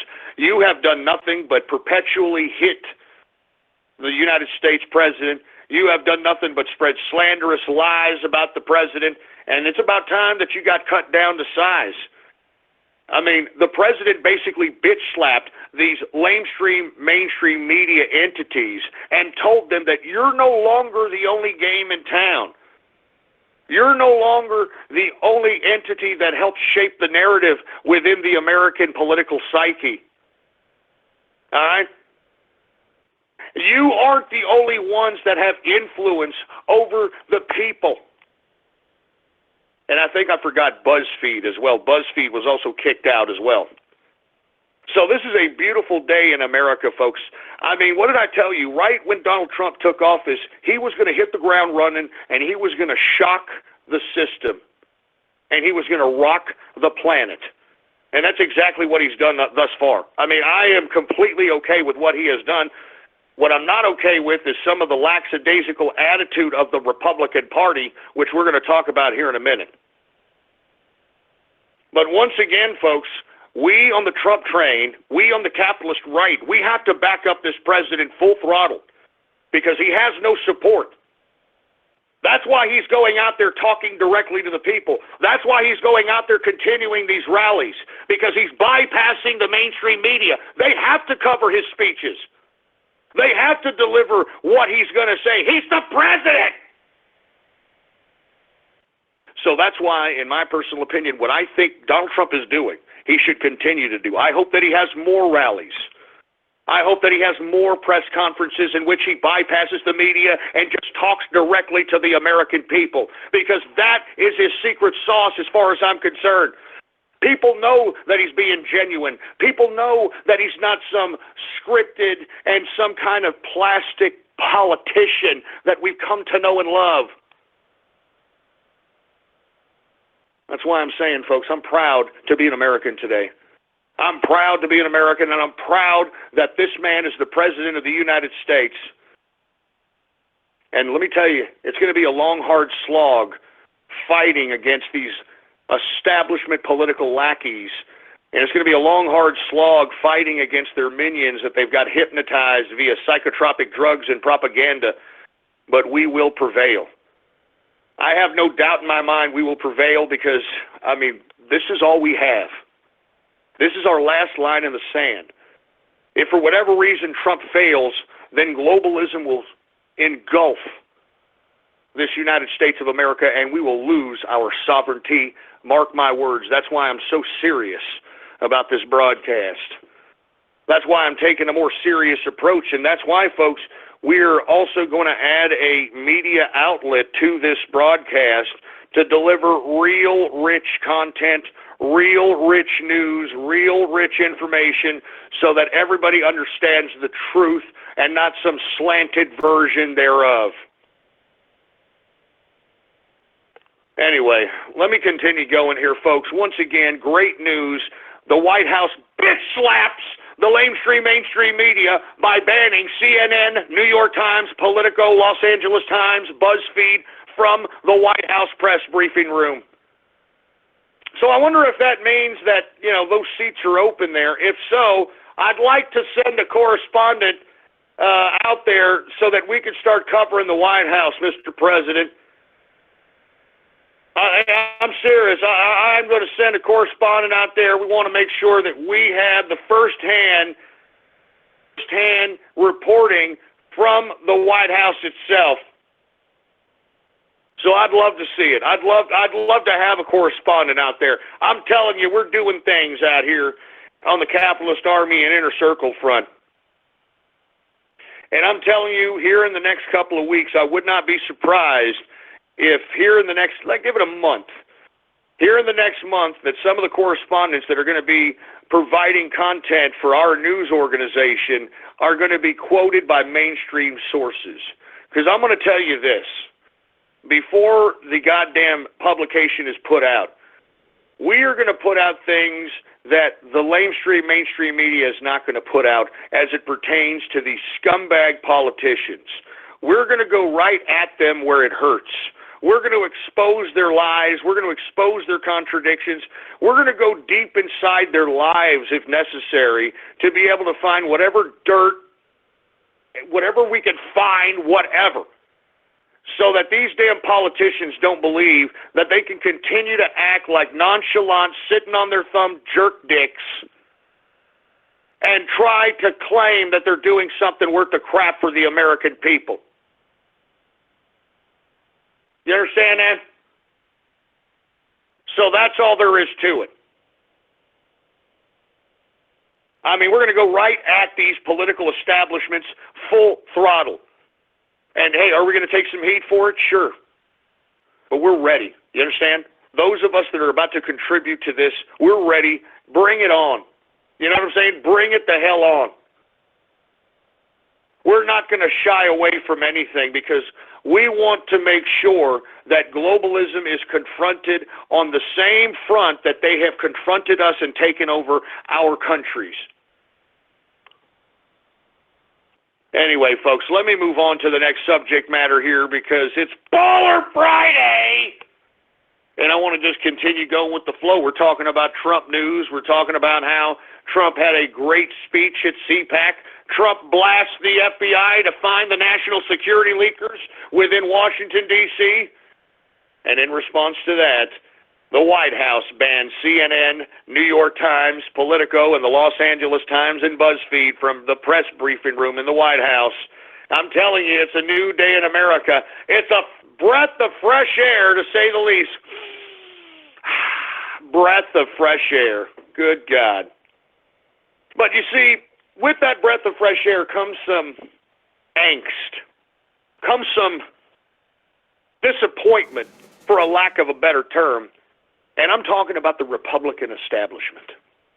That's right. I'm talking about the Republican establishment who is doing absolutely nothing in this Congress. They are not doing anything in an attempt to try to repeal and replace Obamacare. They're not doing anything to try to pass this tax plan that Donald Trump has been trying to promote throughout the campaign. They're not doing anything. They're not working on an infrastructure bill to try to rebuild America. They're not working on a damn thing. And it makes me sick. And you know what sucks about all this, folks, is that people are heeding the call. People are listening to what I'm saying and everybody else is saying, and they are confronting these Republican congressmen at their town hall meetings. I hear that Republicans are getting livid. They're getting angry at these town halls at the lack of legislation that has been passed. There's been no legislation passed in this Republican-dominated government. And you see, even with all the rowdy town halls and them having to be escorted by police, they're still not doing anything. They still think that they can get away with this crap. That's why, folks, when we create this publication, the Capitalist Army in the Inner Circle, when we make this, we're going right after their personal lives. We're going right at them. I mean, if I have to send people down to investigate and follow these people around if necessary, we're going to find out their deepest, darkest secrets because these idiots refuse to battle us on the conventional political front since they want to start acting like deep state assholes and using personal information and leaking information. Remember, information is power. So as far as I'm concerned, the gloves are off. Every one of these bureaucratic politicians that are doing nothing in favor of the American people and only doing everything in favor of themselves, they are now a target of us, the Capitalist Army in the Inner Circle. And I'm telling you, if you think David Brock is a evil political operative, you ain't seen nothing yet, all right? And I'm putting out a warning to all you damn bureaucrats that are out there thinking that the American public are going to get tired and they're going to go away and you can go back to business as usual. It's not going to happen. The genie's not going back inside the bottle. You either go and do what we tell you to do because we elected you stupid little people, or else it's going to be the worst thing that ever happened in your lives. I mean, we are going to find every dirty little secret that's in your lives, even if we have to use abundance amounts of resources to do it. I'm telling you this right now. And the reason I'm saying this is, have you heard? These group of GOP senators are pushing for a Russia probe. You know, here we are. We need to pass legislation for repealing and replacing Obamacare. We need to pass a tax code. We need to pass a infrastructure bill. We need to revamp the regulations in the bureaucratic infrastructure. I mean, there is so much to do, and yet we've got people from our own party, the GOP, saying that they want to push for a freaking Russian probe. I mean, what the hell is wrong with this picture? Can somebody explain that to me? What is wrong with this picture? We've got GOP senators calling for a Russia probe. And why are they doing that, folks? Because these people that are in the Republican establishment are against Trump. They're against the Trump administration. That's why, folks, we in the capitalist army and the inner circle are going right at these politicians, and we're going to warn you, idiots. We've already been investigating you people. We've already been investigating you, and we know your dirty little secrets, and you just wait. You just wait. You think you're going to continue on as business as usual? You better not have any goddamn skeletons in your closet. That's all I've got to say. But once again, GOP senators are pushing for a Russia probe. Why are they doing that? They're doing that because they think that they can find some kind of circumstantial evidence so that they can continue to carve the perspective in Joe Sixpack's head that somehow, some way, Trump is somehow an agent of Russia. And that is not the truth, folks, okay? I mean, let's be honest. I actually heard an ex-Bush aide on Tucker Carlson last night pose a very, very good analysis of the Russian situation. And his analysis is that it's not as if Russia has co-opted Trump. It's as if Russia has co-opted the liberal media, and Russia and Putin in general is playing the liberal media against itself. Now, the reason he suggested this is because he says that right now Vladimir Putin is in a very vulnerable, very weak situation. And that means he's very weak at home. He's got to appease in Russia the Russian nationalists on one side, and on the other side he has to appease the Muslim contingent that is within the Russian Federation. And in the process of this balancing act, he has to make it look and seem as if he is a strong leader. And because the liberal media is continuing to pump out to the American people that Russia is this big bad boogeyman and Putin is in control of American elections and that Putin is in control of Trump, Putin in turn, because we forget, folks, Russia is a state-run media. Russia is literally regurgitating this to its domestic population, which in turn is making Russia's president, Vladimir Putin, look like some valiant, strong leader to his own domestic people. This has everything to do with Putin winning brownie points with his own country than it is as it relates to anything relating to co-opting Trump. He's using the liberal media to help him at home because he's very weak right now, according to this Bush aide that was on last night's Tucker Carlson. He was saying that right now Vladimir Putin is very weak and he's utilizing every method at his disposal to bolster his strong leadership image. And it really kind of makes sense, folks. It really kind of makes sense because, in my personal opinion, I think that at any point, Russia's Vladimir Putin can be taken down because he's done a lot of things to try to bring back the old Russian guard. He has basically outlawed any kind of freedom of the press. He's kicked out all the capitalists and all the American business interest out of Russia and basically took their money.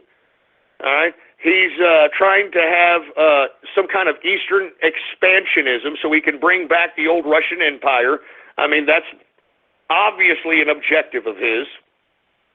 And all this, to be honest with you, has a Russian domestic twist to it. He's really just playing to his own domestic population and has very little to do with anything as it pertains to the world stage. And I thought that was a very interesting analysis, and I kind of semi-agree with that assessment, because if you take a look at Putin's actions, he is falling out of favor with the globalists at this point as China becomes the new model in which the globalists want to assert on the world. And for you folks that are not understanding what I'm talking about, I think that you need to maybe YouTube search the Davos, Switzerland Economic Forum, World Economic Forum this past year that happened this past January, in which they basically anoint China as the model for the world. And if you folks that are unfamiliar with China's government, it's basically this. The communist government not only micromanages everything on a totalitarian basis that the people do within China, but they also own all the industry. So the billionaires in China, they're all communist government officials. There are no private billionaires within China. They're all affiliated with the communist government. So that's the model that they want to push forth throughout the world. They want to merge the bureaucrats with the capitalists, okay? So that they can make it seem as if that there's still some kind of economic productivity, there's still some kind of economic game going on, even though all the money is going right towards the bureaucratic government officials. And that is not the model that we want here for this country in America, and that's what got Donald Trump elected, and that's what fuels Donald Trump. That's what fuels this president of ours. He doesn't want us to turn like China. He doesn't want a bunch of goddamn bureaucrats to have supra-authority over the United States people. He doesn't want the bureaucrats to be the exclusive millionaires in the economy. So that's why I'm saying, folks, all right, I think it's really disturbing that we don't have the Republican Party backing up the President of the United States. And that's why not only us over here on the Capitalist Army and the Inner Circle side are trying to do something about it, you all need to do something about it. If you know something about these scumbags that are in Washington today, if you've got evidence or if you've got spare time and energy, follow these people. All right, investigate these people. Ask people who know these people. Because we got to get dirt on these idiots. That's the only way they're going to do what we tell them. It's the only way. The only way we're going to do what they're going to do what they're told, because they're supposed to be public servants. Remember that. They're supposed to do what we tell them to do. We're not supposed to elect them, and they think they can pass any law because they are elected. They've been anointed. They're supposed to be public servants, not dictators. All right. They are public servants, and we need to remind them of that. All of them! Once again, folks, GOP senators are pushing for a Russian probe, and I think this is very, very disgusting. And if you happen to know the senators that are involved in this, and of course it's John McCain, Lindsey Graham, and the like, you need to start tweeting, you need to start mailing these people, you need to start showing them your disdain and your disgust. And tell these people that you are not a part of the American people. You people are traitors. You're not only traitors to America, you're a traitor to your own party. I mean, it's a disgrace. Republicans should not be investigating Republicans. You're falling in line to the Democrats. But you see, this proves that there is no two-sided political spectrum. There is no two-sided politics. It's the same crap, different plate. The establishment political class is the establishment political class, whether it's Republican or Democrat. It doesn't matter. That's why when Donald Trump was elected president, he was elected to dismantle this goddamn bureaucratic bunch of crap. Jesus Christ. Anyway, look, let me move on to another subject matter. I think it's sick. I think it's sad. But once again, politics as usual, folks. Politics as usual. Anyway, let's talk a little bit about the alt-right, shall we? And for you folks that don't know, yours truly has been denouncing the alt-right for a good couple of weeks at this point in time. Well, lo and behold, they are now denouncing the alt-right at CPAC. There was a couple of speakers who talked against or spoke against the alt-right, one of them calling it a left-wing liberal conspiracy, quoting that these people on the alt-right are not pro-free market. They're not pro-American. Some of them are, I wouldn't even call them white nationalists, just kind of white supremacists. And in essence, they're a balled-up bunch of contradiction. They're white supremacists. Here you've got Richard Spencer, and of course he showed up at CPAC and was kicked out. Of course, Mr. Attention Whore over here.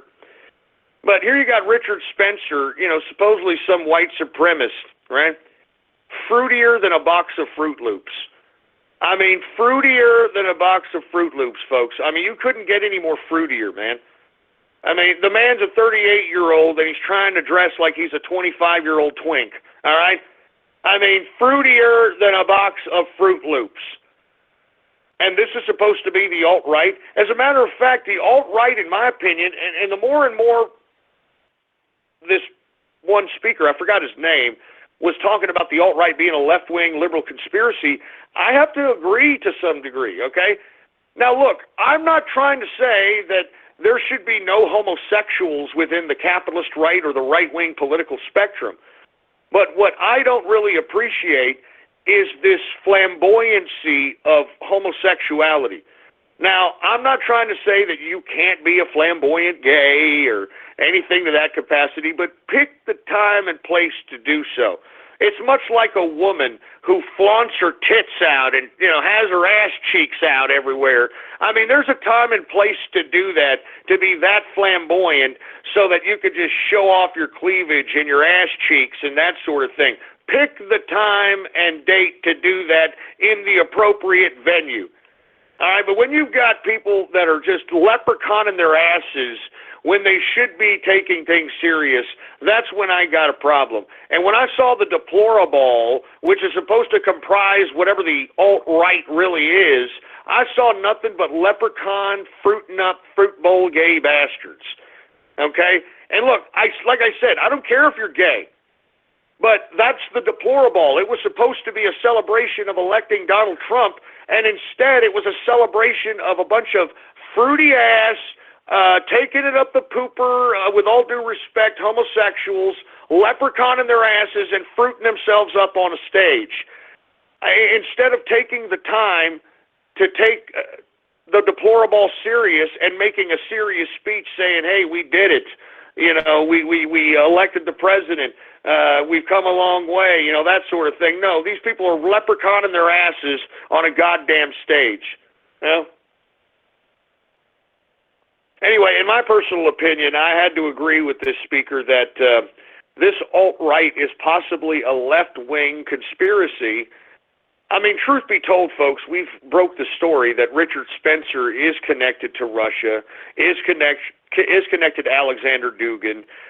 His wife, Nina Byzantina, she's also connected to Dugin to the point where she translates the man's books into English. And for you folks that are unaware of who Alexander Dugin is known in Russia as Putin's brain. All right, he's Putin's favorite philosopher.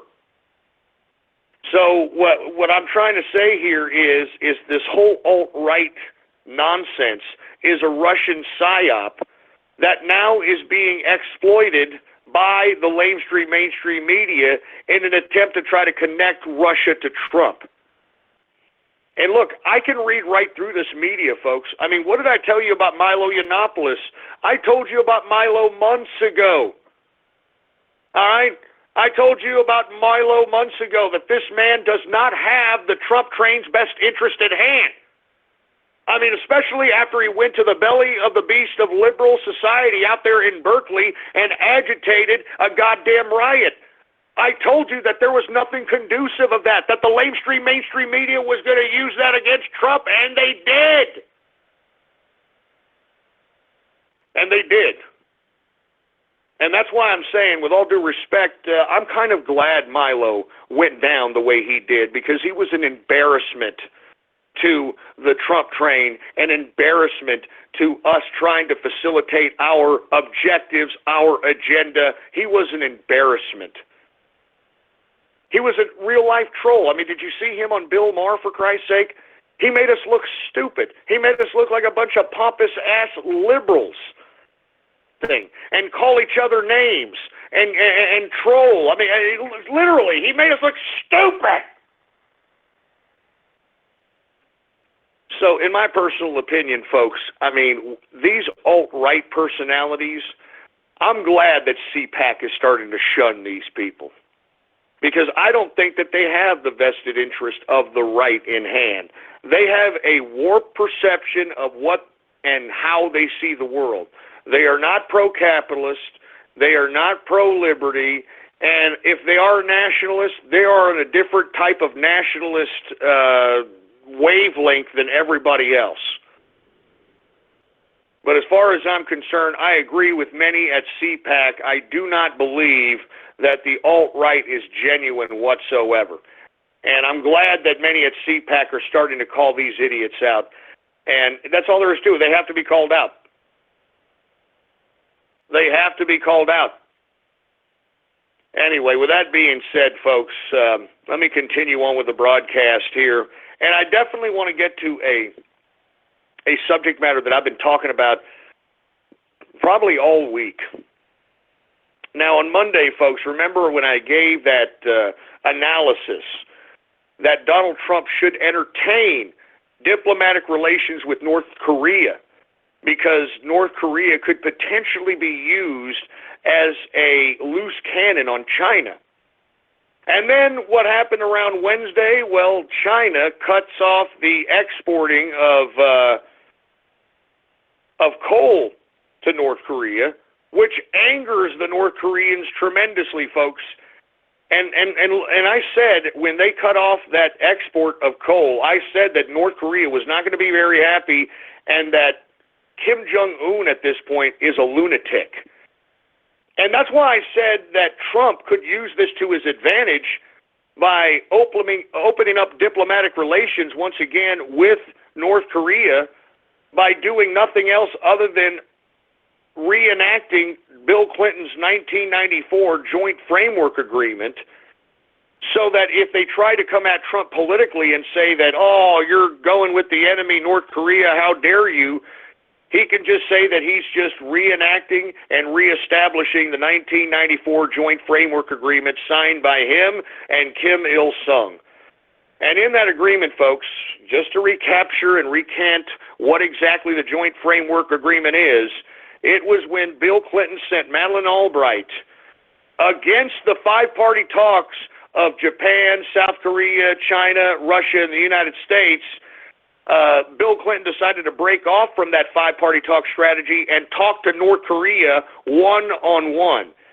And in doing so, they were able to agree on this joint framework agreement in which the United States was going to pay North Korea money, build them their electrical grid system, and a bunch of other concessions, just so that North Korea won't establish or build nuclear weapons. And when George W. Bush came into power in the year 2000, he said even during the campaign that he was not going to acknowledge the Joint Framework Agreement. And right when George W. Bush came into power, what did North Korea do? kicked out the IAEA, kicked out the United Nations inspectors, and reenacted their nuclear reactors, and they've been belligerent ever since. They've been belligerent ever since. Now, look, all North Korea wants is money.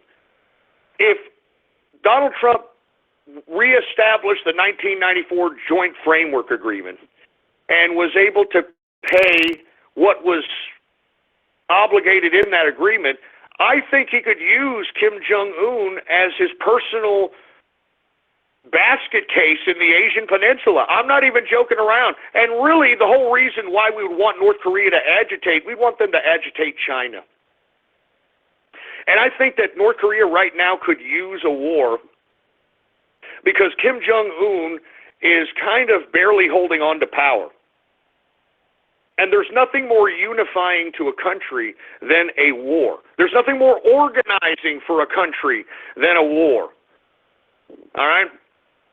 Now, in my personal opinion, folks, it would behoove the president to open up diplomatic relations, pay North Korea to be our mercenaries in the Asian Peninsula. Now, folks, with that being said, did you hear what happened today?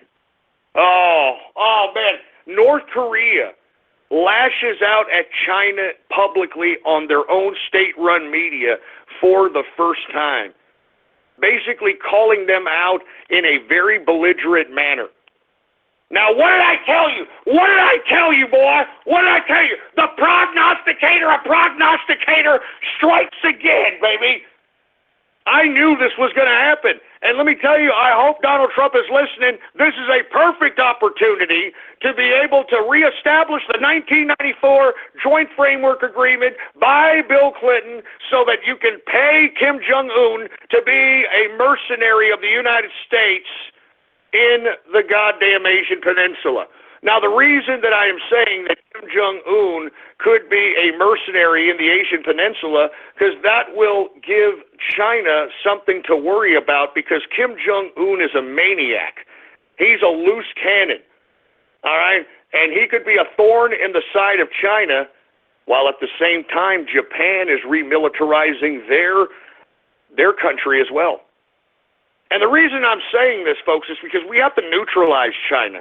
China is getting way too belligerent. They're flexing nuts. They think that they're more powerful than they are, when in actuality they're a paper goddamn tiger. All right? The small-ass country of Japan has whooped the living bejesus out of China several times. All right? Several different times. So in my personal opinion, once again, it would behoove the president to be able to go out and try to reestablish. You don't even need to reestablish diplomacy. Just say that you'll obligate yourself once again to the 1994 agreed framework agreement, and say that you will oblige it, and then you've got a mercenary out there in the Asian Peninsula. And go ahead and just basically agitate the hell out of China. You know? You know what I mean? Just agitate the hell out of China so that they can basically focus on their own region instead of thinking that they're going to be the freaking society of the world, instead of them having globalist endeavors, for Christ's sake, man. Anyway, I told you this North Korea-China thing way before it happened, didn't I? Now North Korea is publicly lashing out at China, which has never been done before. Never. I mean, China is the only thing keeping North Korea alive at this point. So, President Trump, if you're listening, I mean, just think about sending somebody out there to North Korea and just reestablishing the Joint Framework Agreement. And when they do go out there and they are talking, you need to tell them that, look, if we're going to pay for your electrical grid, if we're going to pay you to not, stockpile or try to create nuclear weapons, well, then you got to be our strong man in the Asian Peninsula. You know? Anyway, before I get to anything else, folks, we've talked about the Communist government of China. So, unfortunately, we have to allow a representative of the Communist Government of China to discuss or rebut anything that I have said here on this broadcast. So, without any further ado, hey, engineer, do you got him on the horn there, engineer? All right, Jesus Christ. Without any further ado, a representative of the Communist Government in China to rebut anything that has been said. And the reason we do this, folks, is because this show is broadcasted within mainland China, and we want to continue to do so. So this is a prerequisite for that. So without any further ado, Mr. Fortune Cookie, are you there, sir?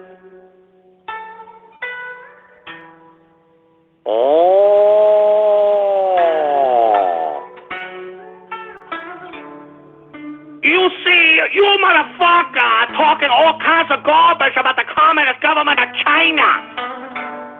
You don't know nothing, Ghost. North Korea ain't got nothing on China. We're kicking North Korea's asshole. North Korea ain't got nothing on China, motherfucker. We go stick a chopstick right up a North Korea asshole if they come and mess with the Communist Government of China. That's right. So all you stupid dumbass American motherfucker that talking all kinds of garbage about the Communist Government of China, we're not going nowhere, motherfucker. We're gonna kick North Korea's ass. We kick Japanese asshole. We kick everybody asshole in the South China Sea, motherfucker. And there's nothing you can do about it. No. There's nothing you can do about it. That's right. And let me tell you something, Ghost. We're taking our yeast. We're taking our yeast and we're taking all your stupid capitalist army, motherfucker. We're taking our yeast and we're going to put all you motherfucker into a re-education camp. We're going to put all you motherfucker, including you North Korea motherfucker. We're going to take all you and put you all into a re-education camp. Motherfucker. And you want to know something? You want to know why we do what we do? You want to know why we do what we do? We do it for Chairman Man! We do it for Chairman Man!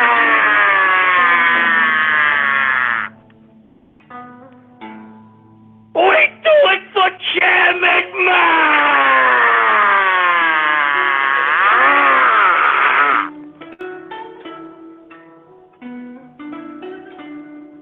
Oh no! Oh no, my stomach hurt. Oh no. Oh no.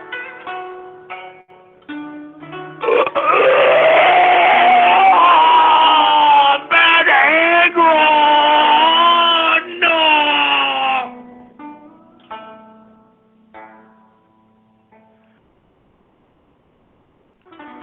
I got nothing else to say. But before I go, motherfucker, I want to tell all you capitalist army and two capitalist radio motherfucker to buy a Mr. Fortune Cookie autograph.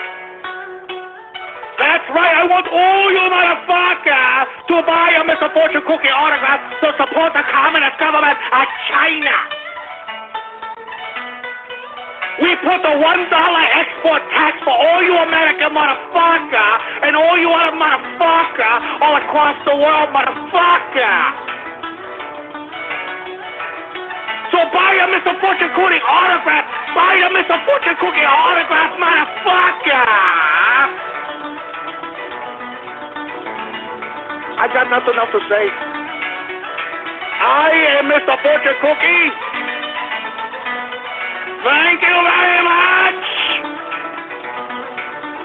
All right, get this shit. Get him out. Get him out of here. Jesus Christ, I'm telling you, man, I freaking hate that guy, man. freaking hate that guy. Jesus Christ. Anyway, folks, we are now in the third and final hour of the True Capitalist Radio broadcast. And, of course, I am your host, the man they call Ghost. And once again, folks, I want to thank everybody for tuning in with me. If you have not done so, please follow me on Twitter. The Twitter name to follow is Politics Ghost. All one word, no underscores. Politics Ghost is the name to follow. And, of course, if you have not done so, please add to your favorites or your bookmarks the official website of the True Capitalist Radio broadcast. It is blogtalkradio.com/ghost. That's blogtalkradio.com/ghost, all right? Anyway, folks, once again, North Korea lashes out at China. We heard from Mr. Fortune Cookie and all that good stuff. Once again, the prognosticator called this rift between North Korea and China. I've been talking about it all week. Now it's finally coming to fruition. We shall see what kind of diplomacy that Trump will do with thee. All right, we shall see, all right? Anyway, folks, let's move on to the next subject matter at hand. Did you all hear about there are small elections that happened out there in the UK in which two, I believe, areas of the UK were up for grabs. The Labour-controlled area of Copeland and, of course, the supposed pro-UKIP, pro-Brexit area of Stoke, which was very, very interesting. What makes this election so interesting is that it kind of removes the dominance of the Labour Party completely out of the MP type of dominance that it's had for a long period of time. All right? And that's of Copeland. Copeland, of course, folks, is an area of the UK that was predominantly Labour Party. But the reason that they voted against Labour Party, and I'd like to thank Wes from the Inner Circle for enlightening me about this, Copeland is dependent upon nuclear energy. And Jeremy Corbyn, who is now the leader of the Labour Party, is against nuclear energy, wants to close down all nuclear energy, wants to close down all nuclear plants. And to be honest with you, that's pretty much the reason why he lost Copeland, and pretty much makes Jeremy Corbyn have egg on his face, to say the least. All right? They held this area in Copeland for 80 years. This is a dominant area in this, as far as sending an MP to the parliament. This was an 80-year Labour-controlled area. Now, once again, it had everything to do with the nuclear energy issue, and that's why, unfortunately for the Labour Party, Copeland went to the Conservatives. Now, not to be outdone, because Corbyn needed at least one of these particular elections for him to save face and to continue to be the leader of the Labour Party, and miraculously, the pro-Brexit area of Stoke went to Corbyn's Labour Party, which was a shock. According to all reports that I've read, this area of Stoke was supposed to go to UKIP. And unfortunately, UKIP didn't even have a shot, according to the polls here. I mean, according to the polls out there in Stoke, I mean, the UKIP candidate didn't even have a shot. I mean, what do we have here? We've got Gareth Snell, okay, out there, who won that particular area with 37.1%. You had the Paul Nutiol, I think is his name, from the UKIP side with 24.7%. You've got Jack Brereton, who a part of the Conservatives, who tied, in essence, almost technically tied the UKIP candidate at 24.4%. And then the Lib Dems with 9.8%, and whatever other party tried to run for this area at 4.1%. I mean, what a shocker, to say the least. Because, folks, Stoke was pro-Brexit. I mean, it was pro-Brexit, to say the least. And for the UKIP not to win this particular area, pretty much, I don't know, is this the beginning of the end of UKIP? I mean, I can see why Nigel Farage, right after the UKIP and the campaign for Brexit was led by UKIP and was successful, that's why Nigel Farage stepped down as UKIP leader. I don't blame him.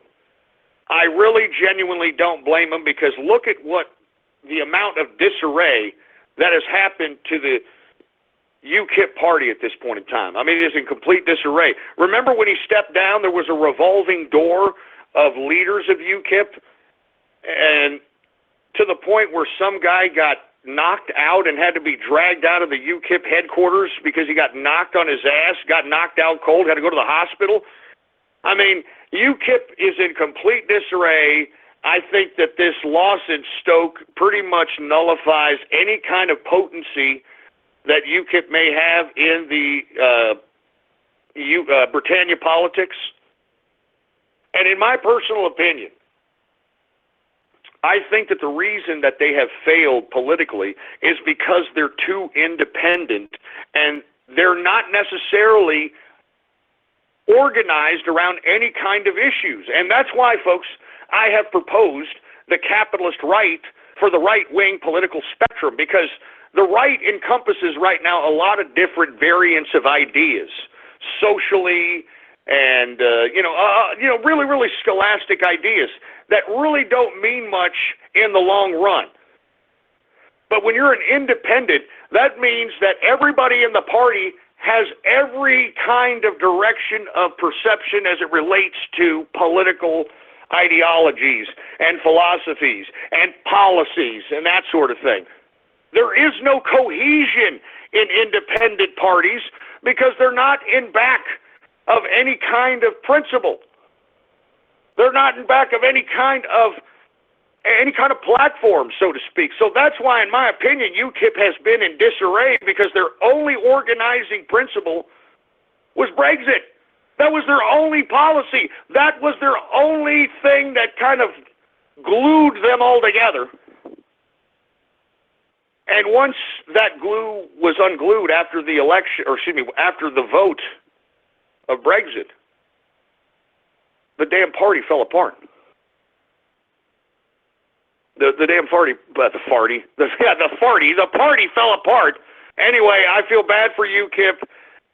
Once again, I feel bad for Britannia, because you would have thought that them losing Copeland would have been the end of Corbyn, but Corbyn has been able to continue to maintain legitimacy within Labour because of the miraculous Stoke win. So for all you folks that were wishing that this is the end of Jeremy Corbyn, and for you folks that don't know who Jeremy Corbyn is, this is the leader of the Labour Party in Britannia. This is a guy you can compare much like Bernie Sanders. And that's how he's galvanizing a lot of the young people within Britannia. He's basically Bernie Sanders on steroids, because he's damn near communist, Jeremy Corbyn, as opposed to socialist. This guy is literally like some left-wing commie. Some of my friends from Britannia tell me, a left-wing commie from college that never grew up. That never grew up. So that's who's leading the Labour Party out there in Britannia. Some old commie that never grew up. All right? And that's why I'm saying he's like Bernie, but he's communist. I mean, he's more left of Bernie. I mean, this guy, and this is what Britannia has representing them. This is what the youth is embracing out there. We have to do something about these messages on the right wing of the political spectrum. We have to make these messages easier. We have to make them more accepting to the youth. And that's why, folks, the right is not going to go anywhere by explaining very, very complex issues to very, very simple people. And that's what Marx and his Communist Manifesto, Das Kapital, and all his other works That's why they resonate with both the simple man, the simple common man, and the intelligentsia. Because what communism sells the simple common man is that, you're going to get everything that everybody else has. I mean, wouldn't it be nice if everybody had their own house and the same kind of house and the same kind of car? I mean, that's how they try to sell these simple people that, look, you won't have to worry about anything. We'll give you health care. We'll give you a car. We'll give you food. We'll take care of you.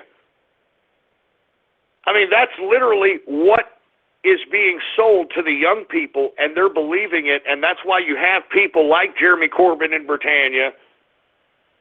That's why you have people like Bernie Sanders in America. I mean, that's how come these people are becoming so popular.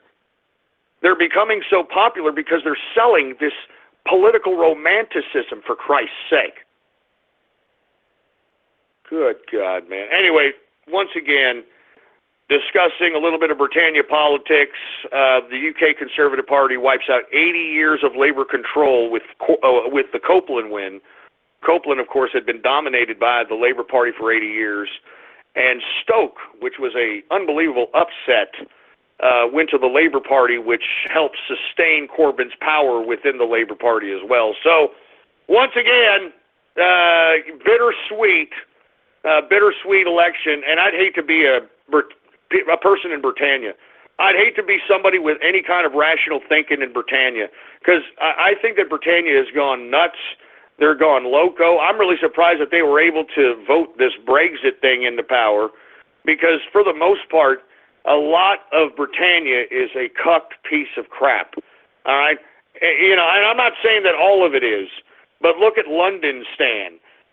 Look at Brighton. Look at...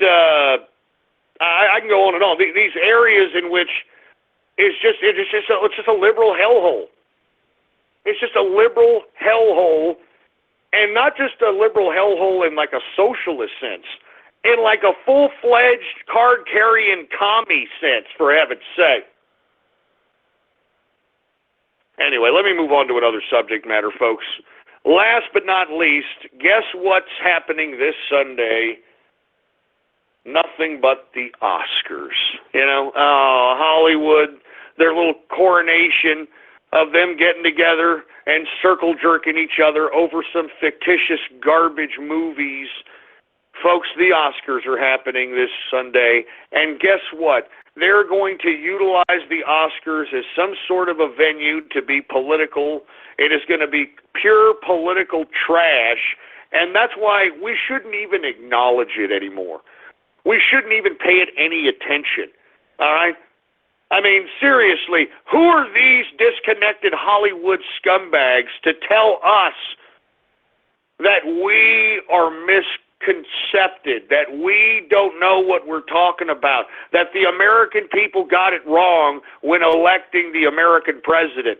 I mean, these people are disgusting. I cannot believe that Hollywood is allowed to do what it's doing. I can't wait for Jeff Sessions to start investigating Hollywood and start investigating some of the damn pedophilia that's running rampant out there in Hollywood. I mean, it's already been said by a variety of different people. Corey Feldman said it in an interview that the biggest secret in Hollywood is pedophilia. He said it. You can look that up on YouTube. It's on YouTube. He said that the biggest secret is pedophilia, and yet he doesn't want to name names. Much like Milo Yiannopoulos in the Joe Rogan interview, in which he said he went to a lot of these Hollywood parties, and he said he saw a lot of very, very young boys with very old men having unprotected sex and doing lots of drugs. And, of course, he didn't want to name names either. So, and I can go on and on. I mean, you can ask any one of these child stars. Elijah Wood has made reference to this. Corey Haim, rest in peace, has said things to this capacity. All right? I mean, I can go on and on. This is an unspoken regular thing out here in Hollywood, and nobody does anything about it. So as far as I'm concerned, why are we not going at these Hollywood pro-pedophile scumbags? I mean, listen, I was completely okay with Milo Yiannopoulos being taken down as it pertains to his comments about pedophilia, but we got to start taking down people like Lena Dunham. We need to start taking down people that are taking this whole Comet Pizzagate thing very lightly, like Hillary Clinton and a lot of the Democratic strategists, Podesta and all these other people. Oh, yeah, did y'all know Podesta is now going to be a columnist for the Washington Post? Oh, how convenient. How convenient. I'm telling you, these Washington, D.C. idiots flock together, all right? Why in the hell would Podesta be a goddamn correspondent or any kind of a columnist for Washington Post? I'm telling you, these Washington, D.C. scumbags, these satanic pedophiles, they all protect each other. They all protect each other, for Christ's sake. And that's why I'm saying these Oscars and these people in Hollywood, they need to be taken down to size, folks, all right? I'm not even joking around. These people are so disconnected that they don't even understand whether they're coming or going. I mean, when they try to get political, you put a freaking microphone in their face, they're dumber than dirt. When you try to talk politics and sophisticated policy with these idiots, they don't know their ass from their elbow, and yet they will get on a stage and pretend to be so heartbroken and pretend to have so much feeling that Donald Trump is ruining our country and we need to stand up and all this crap. I'm telling you, if it were up to me, if I was president, I would round all these people up that are trying to call for civil unrest. I'm talking about George Takei. Did you see that stupid little, oh my, fruit bowl trying to call for an American spring? We should throw that idiot in another internment camp, that stupid son of a bitch. All right? Same thing with Michael Moore. Same thing with Katy Perry. Same thing with Lady Gaga. Hell, throw Meryl Streep in there. Every one of these goddamn scumbags that are trying to inspire civil unrest, they should be thrown in prison. They should be thrown in jail. How dare you try to inspire civil unrest? How dare you try to promote violence on a mass scale? How dare you? Like you idiots are going to be in the front lines when all the chaos is going on. You're going to be in your goddamn bunker. And let me tell you something. If civil unrest does happen and you dumbass idiots think that you're going to be safe in your bunkers, you know what we're going to do? We're going to find out where your bunkers are at, and we're going to dump down chlorine down the ventilation system for you scumbags. I'm serious. I'm not joking around, man. I am not going to forgive you idiots if there's any kind of damn civil unrest. And let me tell you, we shouldn't.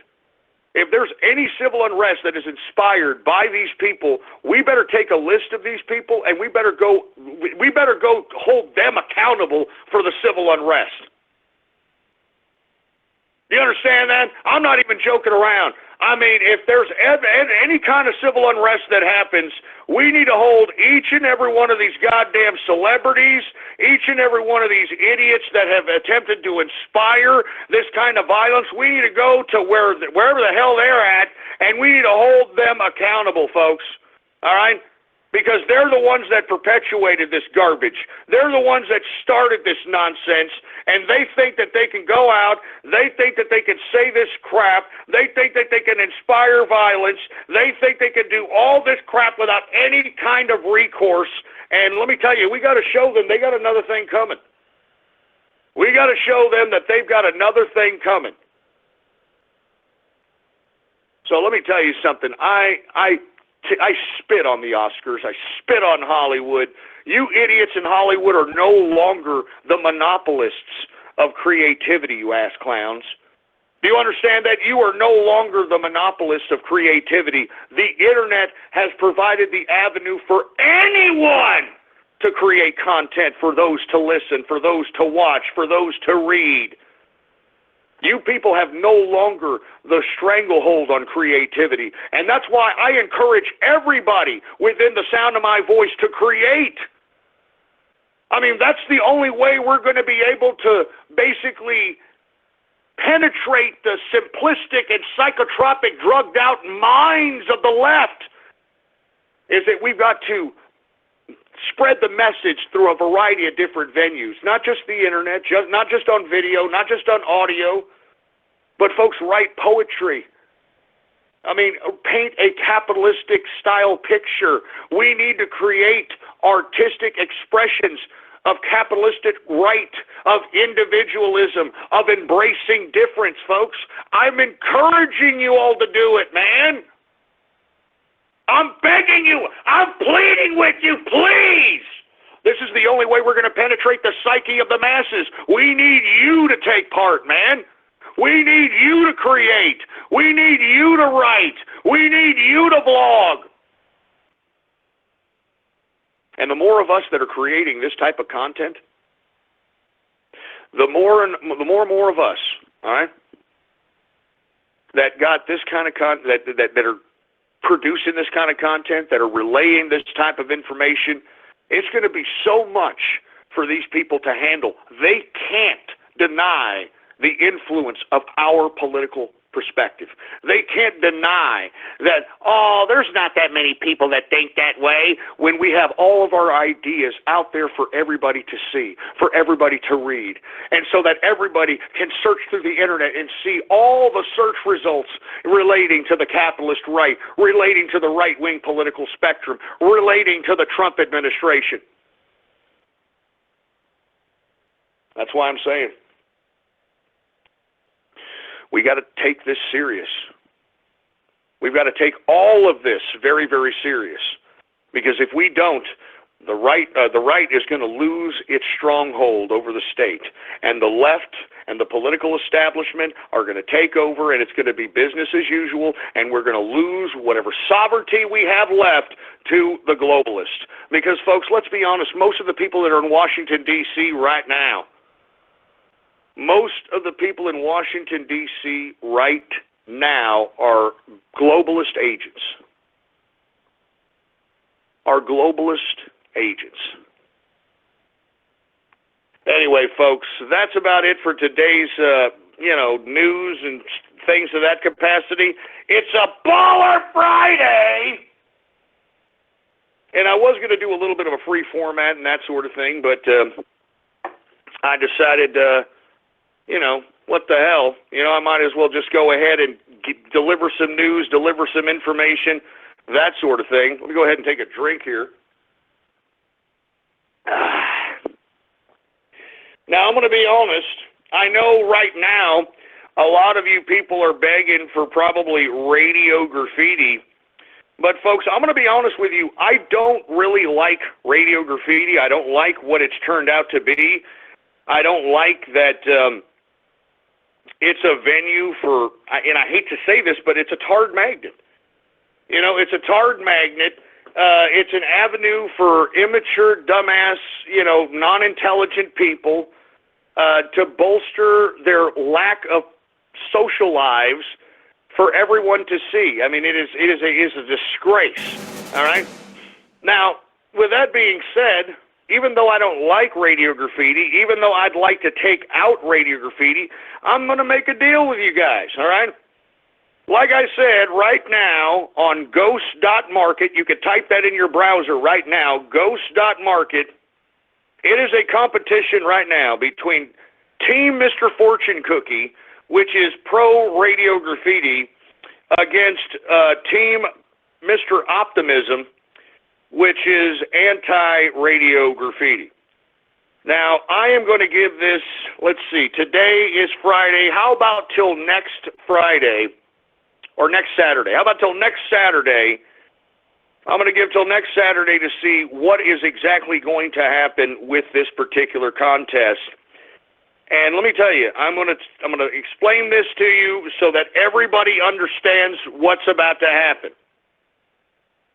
If Mr. Fortune Cookie does sell more than Mr. Optimism, then I will be forced to do Radio Graffiti for 30 to 40 minutes every single day in the third hour, okay?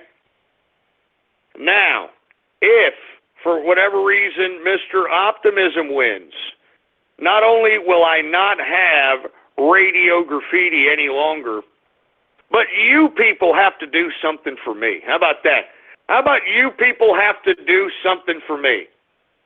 I haven't really decided yet because, to be honest with you, not being a tarred magnet would actually, I would actually have that as a breath of fresh air. I mean, that's pretty much good enough consolation as far as I'm concerned, is not having tards follow me around and think that it's real funny to troll me and utilize Radio Graffiti as a venue to bolster their useless, meaningless lives. All right? I'm serious, all right? I'm not even joking around. I'm not joking! So if you all want Radio Graffiti, then you all know what to do at this point in time, all right? You all know what to do at this time, and look, I mean, I don't want to do it. I'm going to be honest, I don't, all right? As a matter of fact, let's take some calls here, all right? Let's take some calls here. Hey, Raiden Snake, is that you? Dave, how you doing this evening? How you doing, man? What do you think about what I've just proposed here as it pertains to Radio Graffiti? Well, to be honest, I think it's a brilliant idea, but there is one more suggestion I would suggest on the optimism side. If you go with Mr. Optimism, I think the Inner Circle should have priority on calls. As a suggestion. The Inner Circle should have priority on calls if Mr. Optimism wins. Is that what you're suggesting?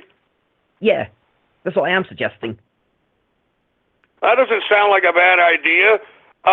Let me ask you a couple more questions. What do you personally think about Radio Graffiti and the people that call in to partake in it? If it's anything recent, it, like I said, it's just gone down a shithole big time. I mean, it's just getting real pathetic now. It's just like, oh, why? Do you know what I mean? I don't get. I mean, there is I'm not saying a couple of great calls, but there are like some people that really do provide, like I said, provide substance during Radio Graffiti, like I do, and like I do agree with that. But I mean, but the rest of it's just crap. It's just unbelievable. It's just not worth it. It's just so pathetic and lame. Well, what is it exactly from your perspective that gives it such a bad connotation? What is that? Well, people say, oh, they're having all these cheap laughs, or like, oh, it's all this stuff's funny. I don't. I think it's just pathetic. Like, why? What is in their damn heads? Like I said previously, what is in their damn heads? I don't get it. It's like, it makes no sense. It's just a lot of old crap, a lot of old drivel, and it's not funny at all. I just think it's lame. Yeah, you know what? I have to agree with you, Raiden Snake, and thank you for calling in. I want to get some more people's perspectives here. 727, are you there? Hey, Ghost. How are you doing today? How's it going? I know that you're on the short bus, but I know you want to get off it, so I'm going to give you an opportunity. What's your perspective of Radio Graffiti? And go ahead. I honestly, and this is my perspective, I honestly think a lot of these calls are kind of getting old now. You know, I remember how I was listening back in 2011, and at that time it was way better. And I'm not saying, trolling is a good thing at all. It's good to have like a prank call, but in my honest opinion, I feel like these trolls are overdoing it, if you get where I'm coming from. Can you enlighten me and explain in more detail, please? Hey, Templeton, shut up!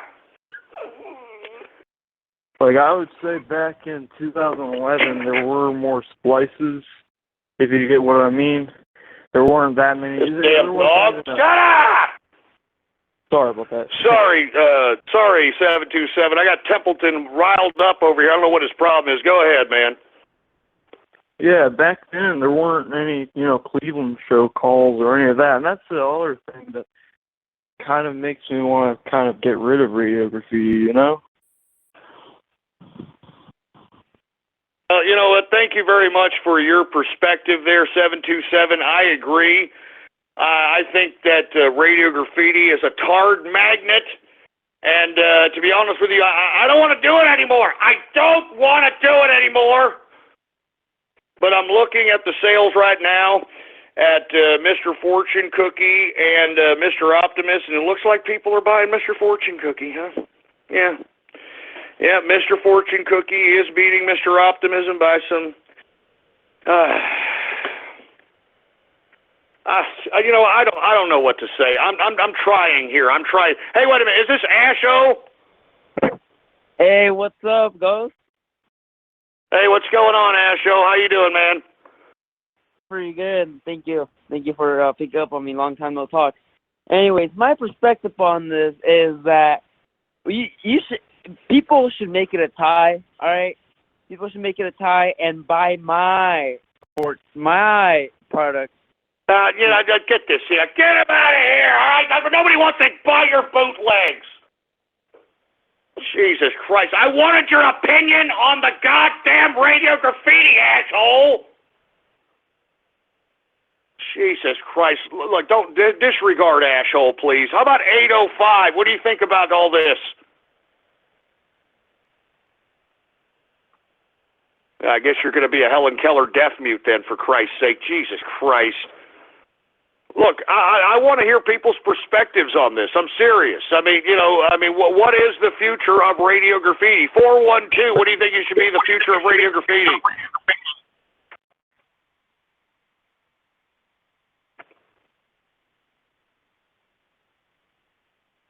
Hey, what the hell? Okay, I guess you don't want to talk either. What the hell's going on?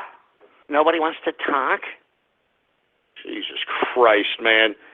How about... Man, I don't even know. You know what? You know what I'm going to do? I'll tell you what I'm going to do. I'm going to take a couple more calls, and if I hear Helen Keller deaf mutes or idiots, I'm out of here. How do you like that? How do you like a little bit of that? If I hear Helen Keller deaf mutes or anything of that nature, I am out of here, and I'm going to have me a Miller time. Do you understand that? I'm going to have me an early Bowler Friday Miller time, and that's all there is to it, all right? One more again. How about 443? What do you have to say about all this? Hey, can you hear me? Yeah, we can hear you. What's going on? Okay. Every time my mic bends, it stops muting, but I think the future of Radio Graffiti, we have to find out ourselves.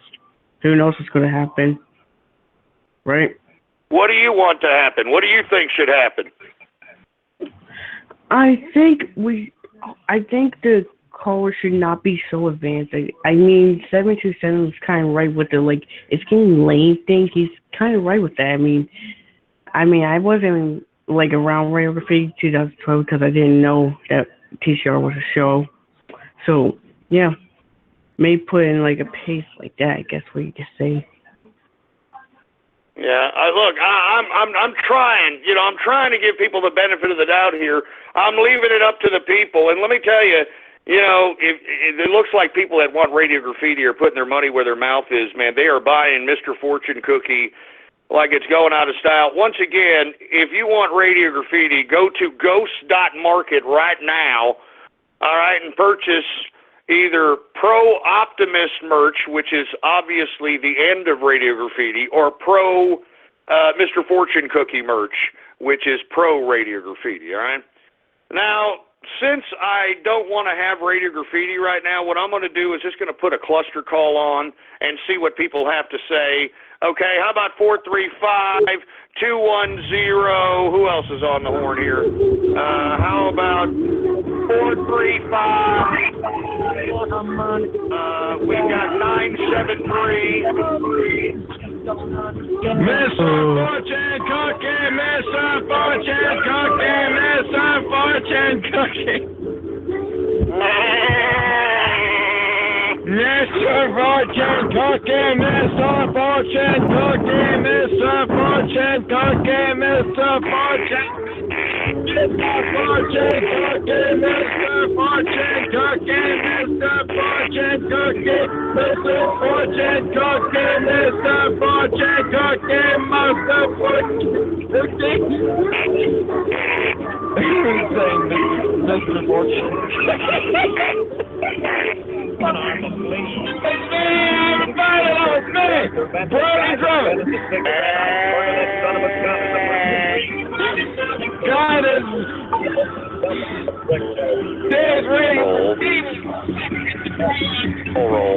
and chubby bumper money. The poker game, everything was monopoly. Smoke that cigarette. Smoke that cigarette. Smoke yourself to death. Now St. Peter and the Golden Gate said you paid to make him wait, but you just got to have another cigarette. Smoke. Dave, fucking Joe, suck the crumb off the All right. Shut up and shut your stupid stinking faces. Shut up. Good God. You see, this is what I get. I get a cluster call. You see the kind of tardism? You see the kind of tard magnetism that I've got, for Christ's sake? Good God, man. I'm telling you, tards. Everywhere is tards. Tards, everywhere is tards, man. Tards. Jesus Christ, man. Anyway, let me see. I think we got Kingfish on the horn. You got something to say, Kingfish? Hey, Gus, how's it going, man? How's it going, man? I'm just enjoying my first screwdriver after getting off work. Congrats. Happy Baller Friday, my friend. Happy Baller Friday. So I just want to say that despite the fact that there may be a few tards every once in a while, there are a few gems. And that's what really brought a lot of us to this radio program. I have to say I'm still pro Cookie. Oh, man, we've got somebody who's pro Cookie from the inner circle. So what is it about the Radio Graffiti broadcast that, right now, I know the old school, there was a lot of funny stuff. What about it right now that is continuously make it worthy to sustain itself? What is it that makes it worthy? Well, see, I didn't even know about the broadcast till, like I told you, when I was deployed over in the Middle East, and I heard it. And then when you came back, and I really started listening, and I started understanding the kind of stuff that you were talking about, and like I've already been capitalizing when I had gotten back. But you got your little cards at the end. Occasionally there's something really funny, but there's a little bit of levity at the end, which I think is very much needed to the type of subjects that you talk about. I mean, we get into some really serious stuff, and at the end, if you're going to have a little bit of playful time, that's fine. Have the guys throw in their 2 cents, but at the same time, I love the content, and it's going to keep bringing people back for more. Well, all right, man. Well, thank you very much, Kingfish. I mean, there we have somebody from the inner circle who is actually pro-fortune cookie here. I'm looking at the inner circle chat right now, and they are like, no! So there's a little bit of mixed feelings here. I think that some people like the Radio Graffiti segment, others don't. It's up to you, folks. It's up to you to save Radio Graffiti. If you want to save it, you know what to do. Go to Ghost.Market right now and purchase the Mr. Fortune Cookie autograph. And I really don't like you. I would really not want you to. I actually want to see more people purchase Mr. Optimism. And as I'm looking at it right now, people are purchasing Mr. Optimism. Thank you very much, for Christ's sake. Thank you. Thank you. Thank you. We need more of you. We need more of you out there, for Christ's sake. Anyway, I think we've got somebody from the inner circle who wants to rebut this particular last comment by Kingfish. Tom, you there, sir? I am, Ghost. How you doing tonight? I'm not doing too bad. How are you doing on this Baller Friday, sir? And what would you like to say? Oh, well, the difference between True Capitalist Radio and the rest of the Internet is listening to you, your humor, and your commentary. If I wanted to listen to idiots, I could listen to anything I want on YouTube or anywhere else. I listen because I want to hear what you have to say. I want to hear what insightful callers have to say. I want to figure out how to make money. And I want everyone out there voting for Mr. Fortune Cookie to know this. The capitalists who are in the inner circle, who are smart enough to sign up to make money, smart enough to get that discount, are going to be purchasing a whole lot of optimism in about 20 minutes. So you can do everything you want, but we are shutting this down because this is serious business, and while you may troll your way to oblivion, we're saving this damn country. That's all I have to say, Ghost. Shout out to the inner circle. Have a good night. Hey, thank you very much. Ouch, man. Ouch, man. He told off all those folks that are out there buying Mr. Fortune Cookie. Let me tell you, you got a lot of people that do not like the freaking Radio Graffiti, and I think that was a warning by Tom. So if you are out there listening and you want Radio Graffiti, do not hesitate. All right, because the inner circle is coming. All right, right after this broadcast, the inner circle is coming, baby. You understand what I'm talking about? Woo! Anyway, what's going on? Let's continue going. I think we got Amy Daly on the horn. Amy Daly, are you there? Hey, Ghost, what's up? I wanted to call in and voice my concern. I think that you should just dump Radio Graffiti altogether. I think that it brings in way too many tards. Brought in tards to the inner circle. We got tards like freaking scum and shit just shitting up the inner circle too. I think that we should do a big old short bus raid, get rid of Radio Graffiti. I think I like it when you take calls in the middle of the show. I think maybe it would be great. You could take some calls during the middle of the show and stuff, have some good conversation. But yeah, shout out to you and the inner circle. And yeah, get rid of that shit. Well, thank you very much for your insight. And, yeah, I mean, we're having a lot of negativity as it relates to the Radio Graffiti aspect of everything.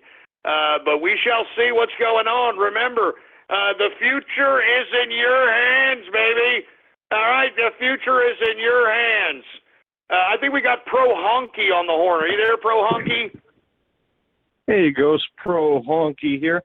Hey, man, in terms of canceling Radio Graffiti, I don't know, I'm lukewarm. It's just part of the attraction for me. But what a lot of people don't realize and what screws a lot of people over in the end is the capitalist army is a force of nature. You can't control it. If you take away Radio Graffiti, then they'll just find another area or another thing to just fuck over, you know. Consider what happened to Celtic Brony a few years ago. Well, I mean, we shall see. I mean, remember, I left for about 5 years, and I don't think there was any other alternative. I guess you had some cheap bean and cheese versions of it, but that didn't fare out very well.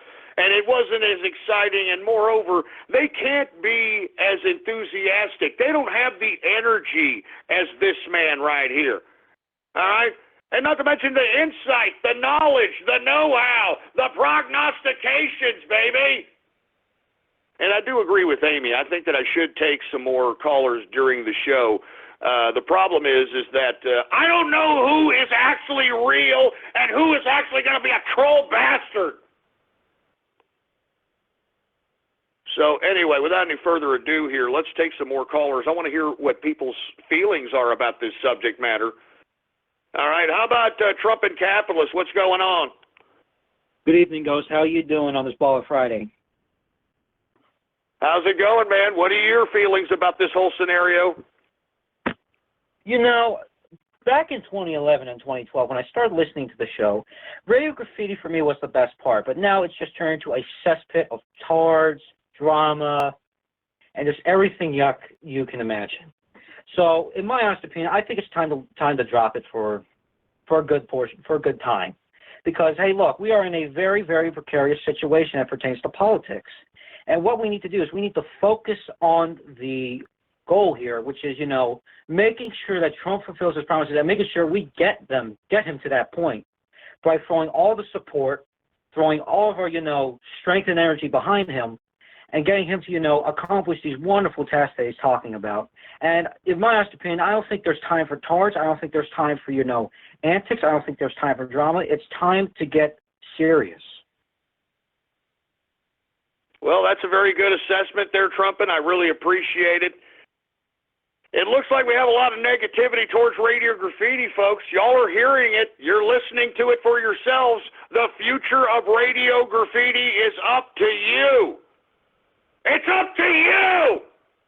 So what you have to do right now, whether you want to kill it or save it, you got to go to ghost.market right now. You got to put that in your browser right now, ghost.market, and carve out the destiny of what is the future of True Capitalist Radio, And let me tell you, I do not really personally want to do Radio Graffiti anymore, but hey, I will do the will of the people. I will do the will of the people. I will do it for the people. I will do it for the people. Anyway, folks, since we've got a little less than 15 minutes left, and since we are talking about the issue of Radio Graffiti, why not get to everybody's favorite part of the broadcast, all right? On this Baller Friday! And let's get to everybody's favorite part of the broadcast, and I'm talking about Radio Graffiti! That's right, folks. Radio Graffiti, a part of the broadcast where the spectators become a part of the spectacle. All you've got to do is give me a call right now. 516-453-9903 is the number to call. And when I call on your area code, you've got exactly 3 to 4 seconds to say whatever it is that's on your mind. That's why we call this Radio Graffiti, all right? And since we only got a little less than 15 minutes left, we're going to go through these as quick as possible. So don't be a Helen Keller deaf mute. Don't be a tar. Don't be an idiot. Say something. Say something. Say something, you half-a-tards. Don't ruin this Baller Friday for me. Anyway, folks, once again, here we go. Do we have any Radio Graffiti callers, engineer? All right, well, let's go ahead and get to some Radio Graffiti right now. All right, who do we got here? How about Anonymous Radio Graffiti? You see, Ghost, you motherfucker, always talking garbage about the callers of Radio Graffiti. Do you know why you have hundreds of thousands of listeners throughout the world? Everybody wants to hear a tinfoil hat tax and cripple getting humiliated by troll terrorists and cyber vermin. Everybody wants to hear underage, retarded, failed trolls getting humiliated by tinfoil hat tax and cripple. We own you, motherfucker, and you should respect us. If you want more shekels, and you want to know why we do what we do, you want to know why we do what we do? We do it for Almighty Cake. We do it for Almighty Cake. I have nothing else to say. I am African Booty Scratcher. Thank you very much. And support Mr. Fortune Cookie. No, no, no, no, no, no! Get that African booty scratcher bastard! No! Damn it! Not that guy! No, no, no, no, no! Don't listen to that guy! Don't listen to that goddamn African booty scratcher bastard! Do not listen to that damn African booty scratcher. Buy Mr. Optimism merch, god damn it! Buy Mr. Optimism merch! Jesus Christ, give me the mic.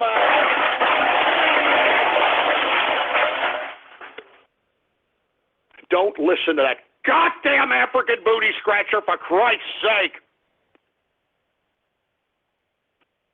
Jesus Christ, man!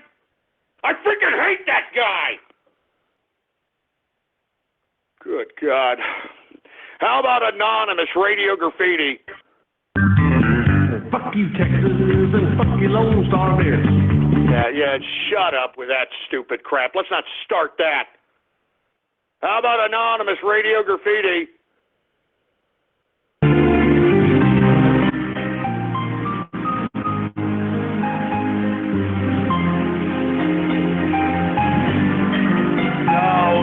No, shut that stupid music up. I know what that sick crap is.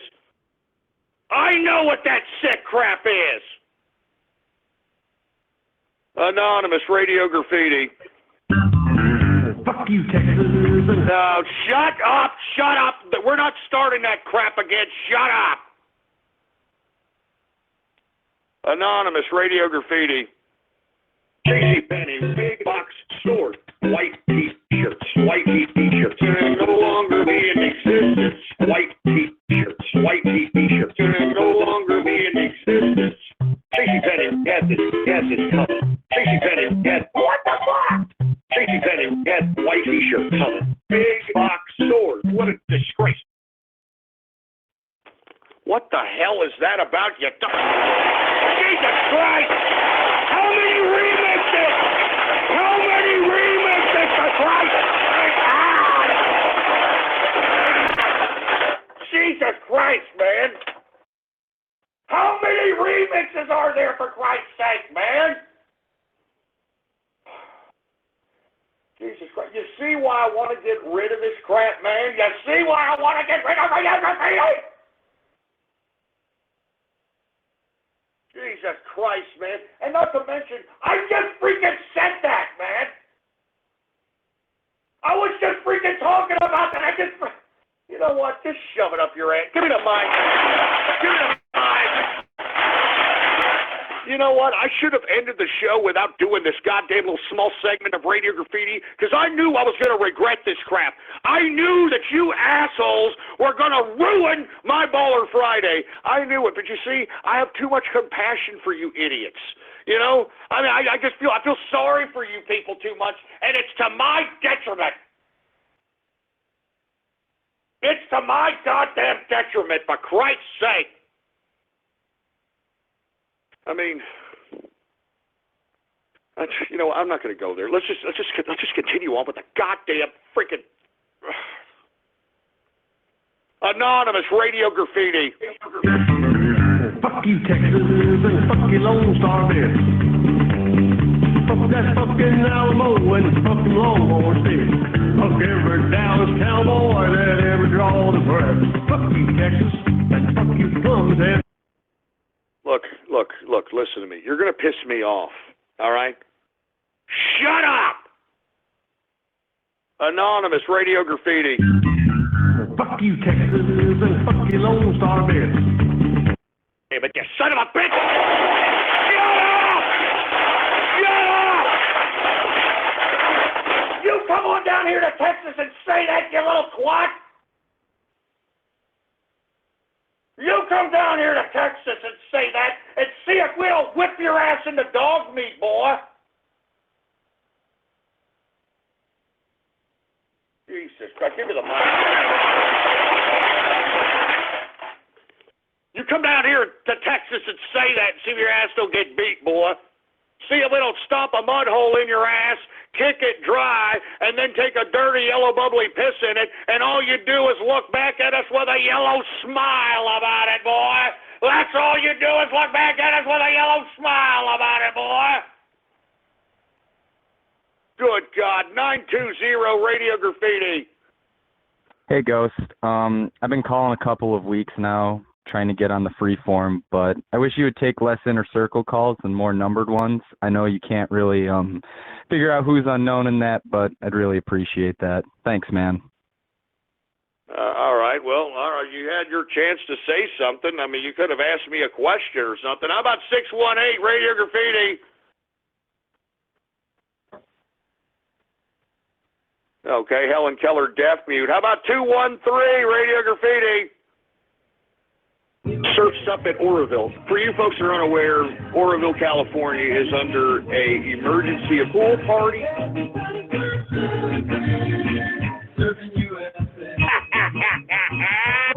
We've got Cali Liquidity Market. We've got California Dam Busters. An Aquaman 2, the Dam Zero. You know what? I knew you idiot. Sick, man! You people are sick!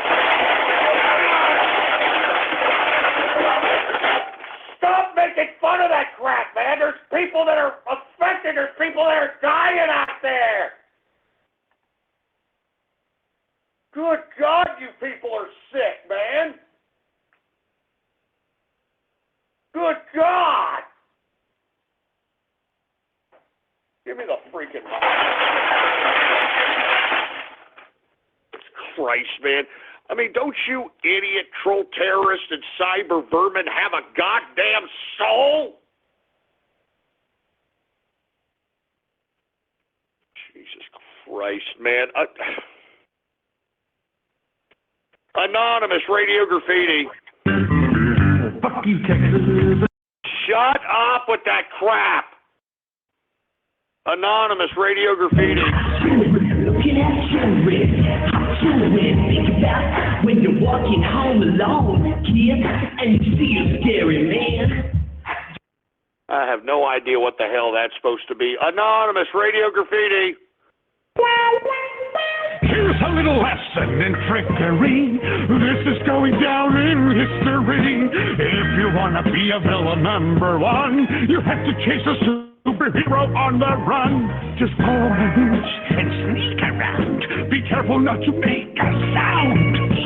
No, don't touch that.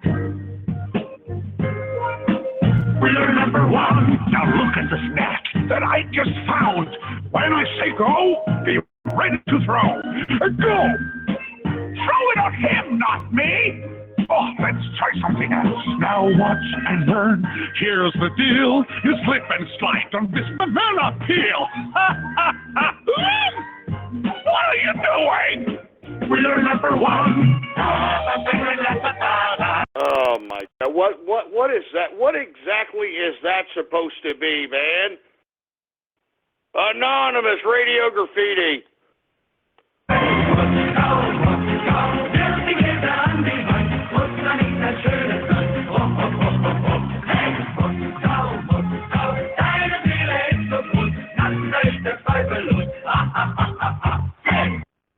Oy vey! Shut it down! Oy vey! Anonymous Radio Graffiti. Twilly Atkins Radio Graffiti. My little short bus, inner circle. My little Short bus. short bus, my little Short bus. The inner circle is serious business. I'm the daddy. What's up, man? I'm writing nice stories. I'm autistic. It is I, the Teutonic Plague. Hey guys, I'm Eddie Hinkle here. My little Short bus. Why don't you be one of those innocent...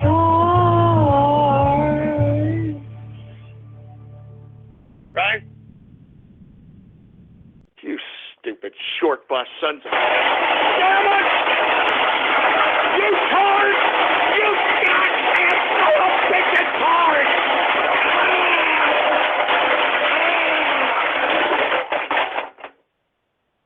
You know what? That's it, man. I'm done. I'm serious. I'm done. Stick a goddamn fork in me. I'm done. Can't believe you idiots ruined my Baller Friday, man. You all have ruined it. You've ruined it. And if you were in front of me, I'd stomp your teeth so far down your throat you'd be able to chew your own fruity acids. God damn it! Give me the damn mic. Give me the damn mic. You know what? I'm out of here, you scumbags. You know what I'm going to do? I'm getting out of here, and I'm going to enjoy my Bowler Friday, and I'm going to forget that I even did this broadcast today, you scumbags. Jesus Christ, man. Follow me on Twitter, all right, scumbags, if you want to. I don't care. Politics Ghost is the name to follow on Twitter. All one word, no underscores. Politics Ghost is the name to follow. And of course, folks, if you want to be a part of the pro Radio Graffiti or non-pro Radio Graffiti side, go and put in your browser right now, ghost.market. Ghost.market. And remember, Mr. Fortune Cookie is pro-Radio Graffiti, and Mr. Optimism is anti-Radio Graffiti. And what the hell is this? Mr. Fortune Cookie is up by 11 autographs. No!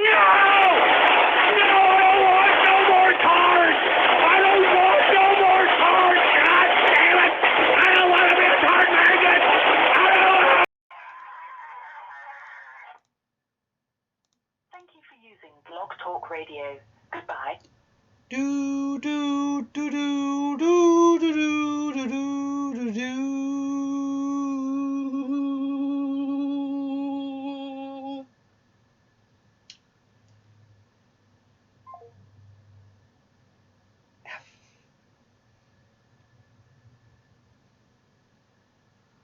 And with that, that ends the broadcast. Well, I have anything else to say. I want to really just say thank you, everybody, for watching the TCR broadcast with us. I am your host and streamer, BN King, and thank everybody for coming out. Please make sure to follow me on Twitter at The Brendan Network or Politics Host, as well as do subscribe to my channel as I do the TCR broadcast every day, Monday through Friday, 4 p.m. Central, 5 p.m. Eastern, 2 p.m. Pacific, and of course, you'll be notified when the next TCR event happens, or on my Twitter account as well as Ghost Twitter, you'll be notified there as well. And with that said, I'm going to give some shout-outs here shortly, but first, I want to really say that there is the Mr. Fortune Cookie merch and also Mr. Optimus some merch going on at Ghost.market, and you guys will decide to who you will pick. Who will you decide? Who will you decide? The fate of Radio Graffiti is in your hands.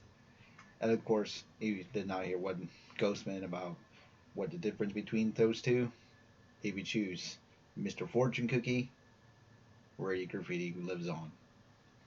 If you choose Mr. Optimism, well, it really depends, and also there is a choice for that. And there's also something that needs to be given. So, you guys will decide. Who will you decide? And also, congrats Twilly for actually being the last caller, or the last caller. You really deserve a good clap. You did a good job. But if I want to say anything about Radio Graffiti, guys, and I'm gonna mean this. This is in my words, in my honesty. Please, if you really are gonna do Radio Graffiti, I really suggest to be creative. Be more originality. Let your mind be free.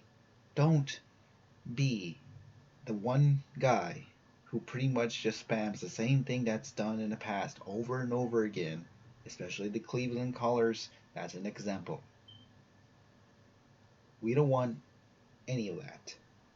Please, don't do that. Don't do that. What I really want is just pretty much, do something that you pretty much, something original that's pretty much not been done, or pretty much, mix it around. But don't just play the same things over and over, the same thing. Classics is pretty much classic, like the one the FU Texas. That's old school. We don't want any of that. That's from the past. We want the past to go. We want to move. If you want to save Radio Graffiti, be original. like the African booty scratcher. This guy has a lot of things that, of course, pretty much step asides of Tub Guy, which of course I've talked about him in a bit sec. That he pretty much makes us laugh, and he has a lot of stuff, a lot of originality too, even remixes, stuff that that was done has, but makes in his own words that makes it more funny. And even though I really appreciate him, of course, he's pretty much the guy who saves Radio Graffiti. We want something more similar like that, but in which way? It's really needs to be you to do it. You really needs to make something happen. Make something happen. Like magic.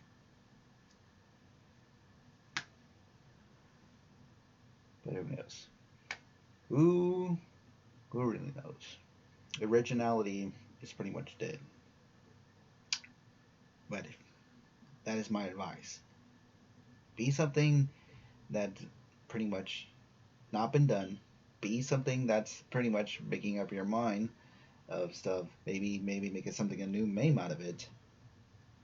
But never, and I mean never, repeat the stuff that happened back in the past and pretty much been done many times to overkill it. Don't, and I mean don't, because it will regret. You will regret that. Anyways, guys, that's pretty much it of my little rant here, because of course, I'm kind of a little bit down at the moment, guys. I mean, like, the tone of my voice, I'm pretty much I'm tired right here because of course I've been out done for the work day, and I'm already off for the weekend. But that is really my opinion, guys. I mean, you guys need to step up. That's all I have to ask. Step up. Make sure to actually, be creative during Great Graffiti. Say something. Be original, but just don't be that guy who just gonna be pretty much just, the same person who will do the same thing over, copying from that's already been done. It's all I'm saying.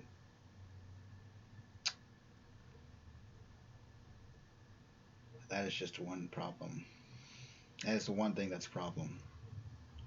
Splices needs to be pretty much, needs to be done in somewhat special way, like like what the African booty scratcher is doing. I mean, I like the stuff he does when he splices. It's just pretty funny stuff, and I've been laughing at his work a lot. But yeah, just pretty much do something that's pretty much not that, not copying. But then I'm just going over here. Anyways, I'm gonna give some shout outs now. I mean, I'm gonna pretty much stop what I'm asking here. But yes, guys, choose the fate of who you choose on the autographs. They're like what? Mr. Fortune Cookie is $11. Mr. Optimism is $10. So of course, decide to whoever you subside. If you're gonna actually choose the communist, Mr. Fortune Cookie, you choose that for Radio Graffiti, 30 to 40 minutes. Choose Mr. Optimism. That's a really special route. Of course, I've yet to see what would happen. Alright, so let's do some shout-outs, shall we? For anybody who's listening in on the YouTube channel, go over to the BN Theater. Pretty much just registered, or not registered, if you don't have to like to. You can actually just sign in as a guest. Easy as that, pretty easy, and all you have to do is just be present there. And of course, you'll be in a chat room if you're in a chat room. Not when you're typing anything in the chat room or anything, that's not YouTube, but of course, you know that. Just be pretty much on the just be on the chat list. Easy as that, and I'll get you a shout out right here. Anyways, shout outs to Jellyfish, Get Capitalist. We got This is Sparta. What's up, Sparta? $26 back her. Bob, Tom, Brony Drumming, Cadence Gamer, Christopher One, Chrome Thunder, DC Sensei, Doom Man 98, Edgar Brony. We got Mlipko.goat, Equestrialized, Gabe the 13th, Hakar, Honey Badger 32, Sarah. We got I'm 12 years old, Capron. We got Mask Pony. We got Pony Movie 2017, Recolor Tiara, RND Pony, Scarlet Moon. We got Shane Easy, Twilly Atkins. What's up, Twilly? Once again. Abin Wesker, Kelly Swimming Pool. Haha, funny. Kyogre, Krongo Flyer, Haruka Takahashi. Hey, Haruka. Lysdexia. Yeah, okay, Lysdexia. We got Main Magic, Novelty Best, Pranky Pie. What's that, Pranky? Prego File, and the TCR Lost Remix and Splice. And of course, that's pretty much everybody that I have named. If I missed you and you already left, well, let's just say thank you for coming out, and hopefully maybe next time stay put for getting some shout-outs. But I will give a big shout-out for anyone who left, and you pretty much are listening at this point. Oh, and what's up, Rainbow Flowers? Anyone who's actually joining into the chat room, of course, I'll see who is coming in and coming out. Pretty easy. All right, guys. So what else should I say? Oh, about the tub guy situation. Hey, what's up, ZBN Closet Clopper? That's funny. How funny. But for anyone who doesn't know about tub guy, 614, the 614 caller. Recently, he's at this point retired as a character and of course as himself. But even though he's part of the inner circle chat, in the part of the inner circle, I mean, I do see him there. He won't do pretty much. I'm not gonna say what and why. Why Tub Guy retired without pretty much saying this to anybody. I mean, like everybody out there, but pretty much. I just really don't want to. Can't say for sure, really, to be honest. So of course, all I know is Tub got retired, or pretty much gonna lay off during Radio Graffiti, or pretty much entirely the entire show. So if anyone had been asking why 614 hasn't been on the Radio Graffiti segments lately, well, he has been put off. For who knows? Who knows when will he return? Who knows? Oh, and yes, Pinkwater gets a shout out too. Anyways, folks. Oh, Novelty Best, what's up?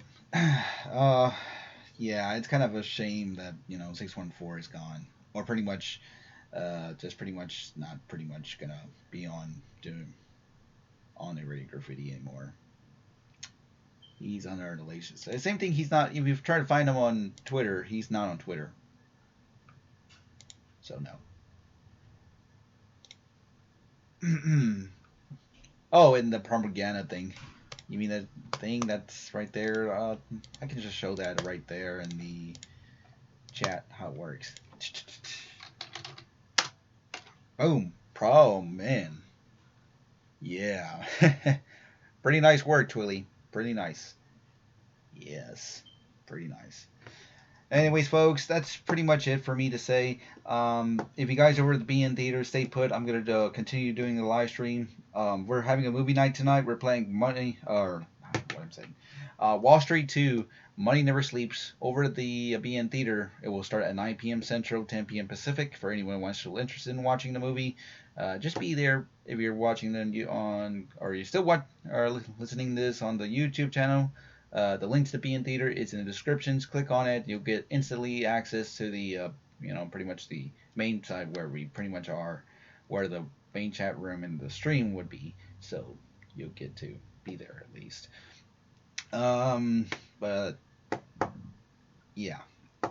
Hopefully I'll see you guys tonight or so. Or of course, stay put at the BN Theater people. Of course, I'm gonna continue doing live stream on another separate live stream. Of course, it will be coming up in a little bit shortly, right after I end YouTube, because I kind of want YouTube, this pretty much episode to be up on YouTube like right away. So, If you have any questions or anything else to say, save that to the live stream that's gonna put on. So just stay put. Anyways, guys, I just want to say thank you for listening in, and hopefully you pretty much will decide to who you're gonna pick, Mr. Fortune Cookie or Mr. Optimism. Autographs are up on the Ghost.market website. Go there now. Also, make sure that you are following me on Twitter at the Running Network or Politics Host. Of course, we'll do updates on all sorts. And of course, if you're new to the channel, just make sure to subscribe to my YouTube channel. Of course, I do the TCR broadcast every day, daily, or whenever he does the streams live, so you get notified when the next happens. Alright guys, I am pretty much off for the YouTube channel. I'm going to start the live stream, go over to the Bean Theater right now if you want to listen in, or continue doing the, just pretty much continue with the live stream. And I just want to say thanks everyone for coming out, and hopefully I will see you guys next Monday, or on our next TCR broadcast. Okay, I'll bid everyone a good night. You guys have a good weekend, and later on. Alright? Later, guys. I do hope you do well this weekend. Hopefully, we'll see the results of those Mr. Fortune Cookie versus Mr. Optimism sometime this weekend, or in the next episode. Later.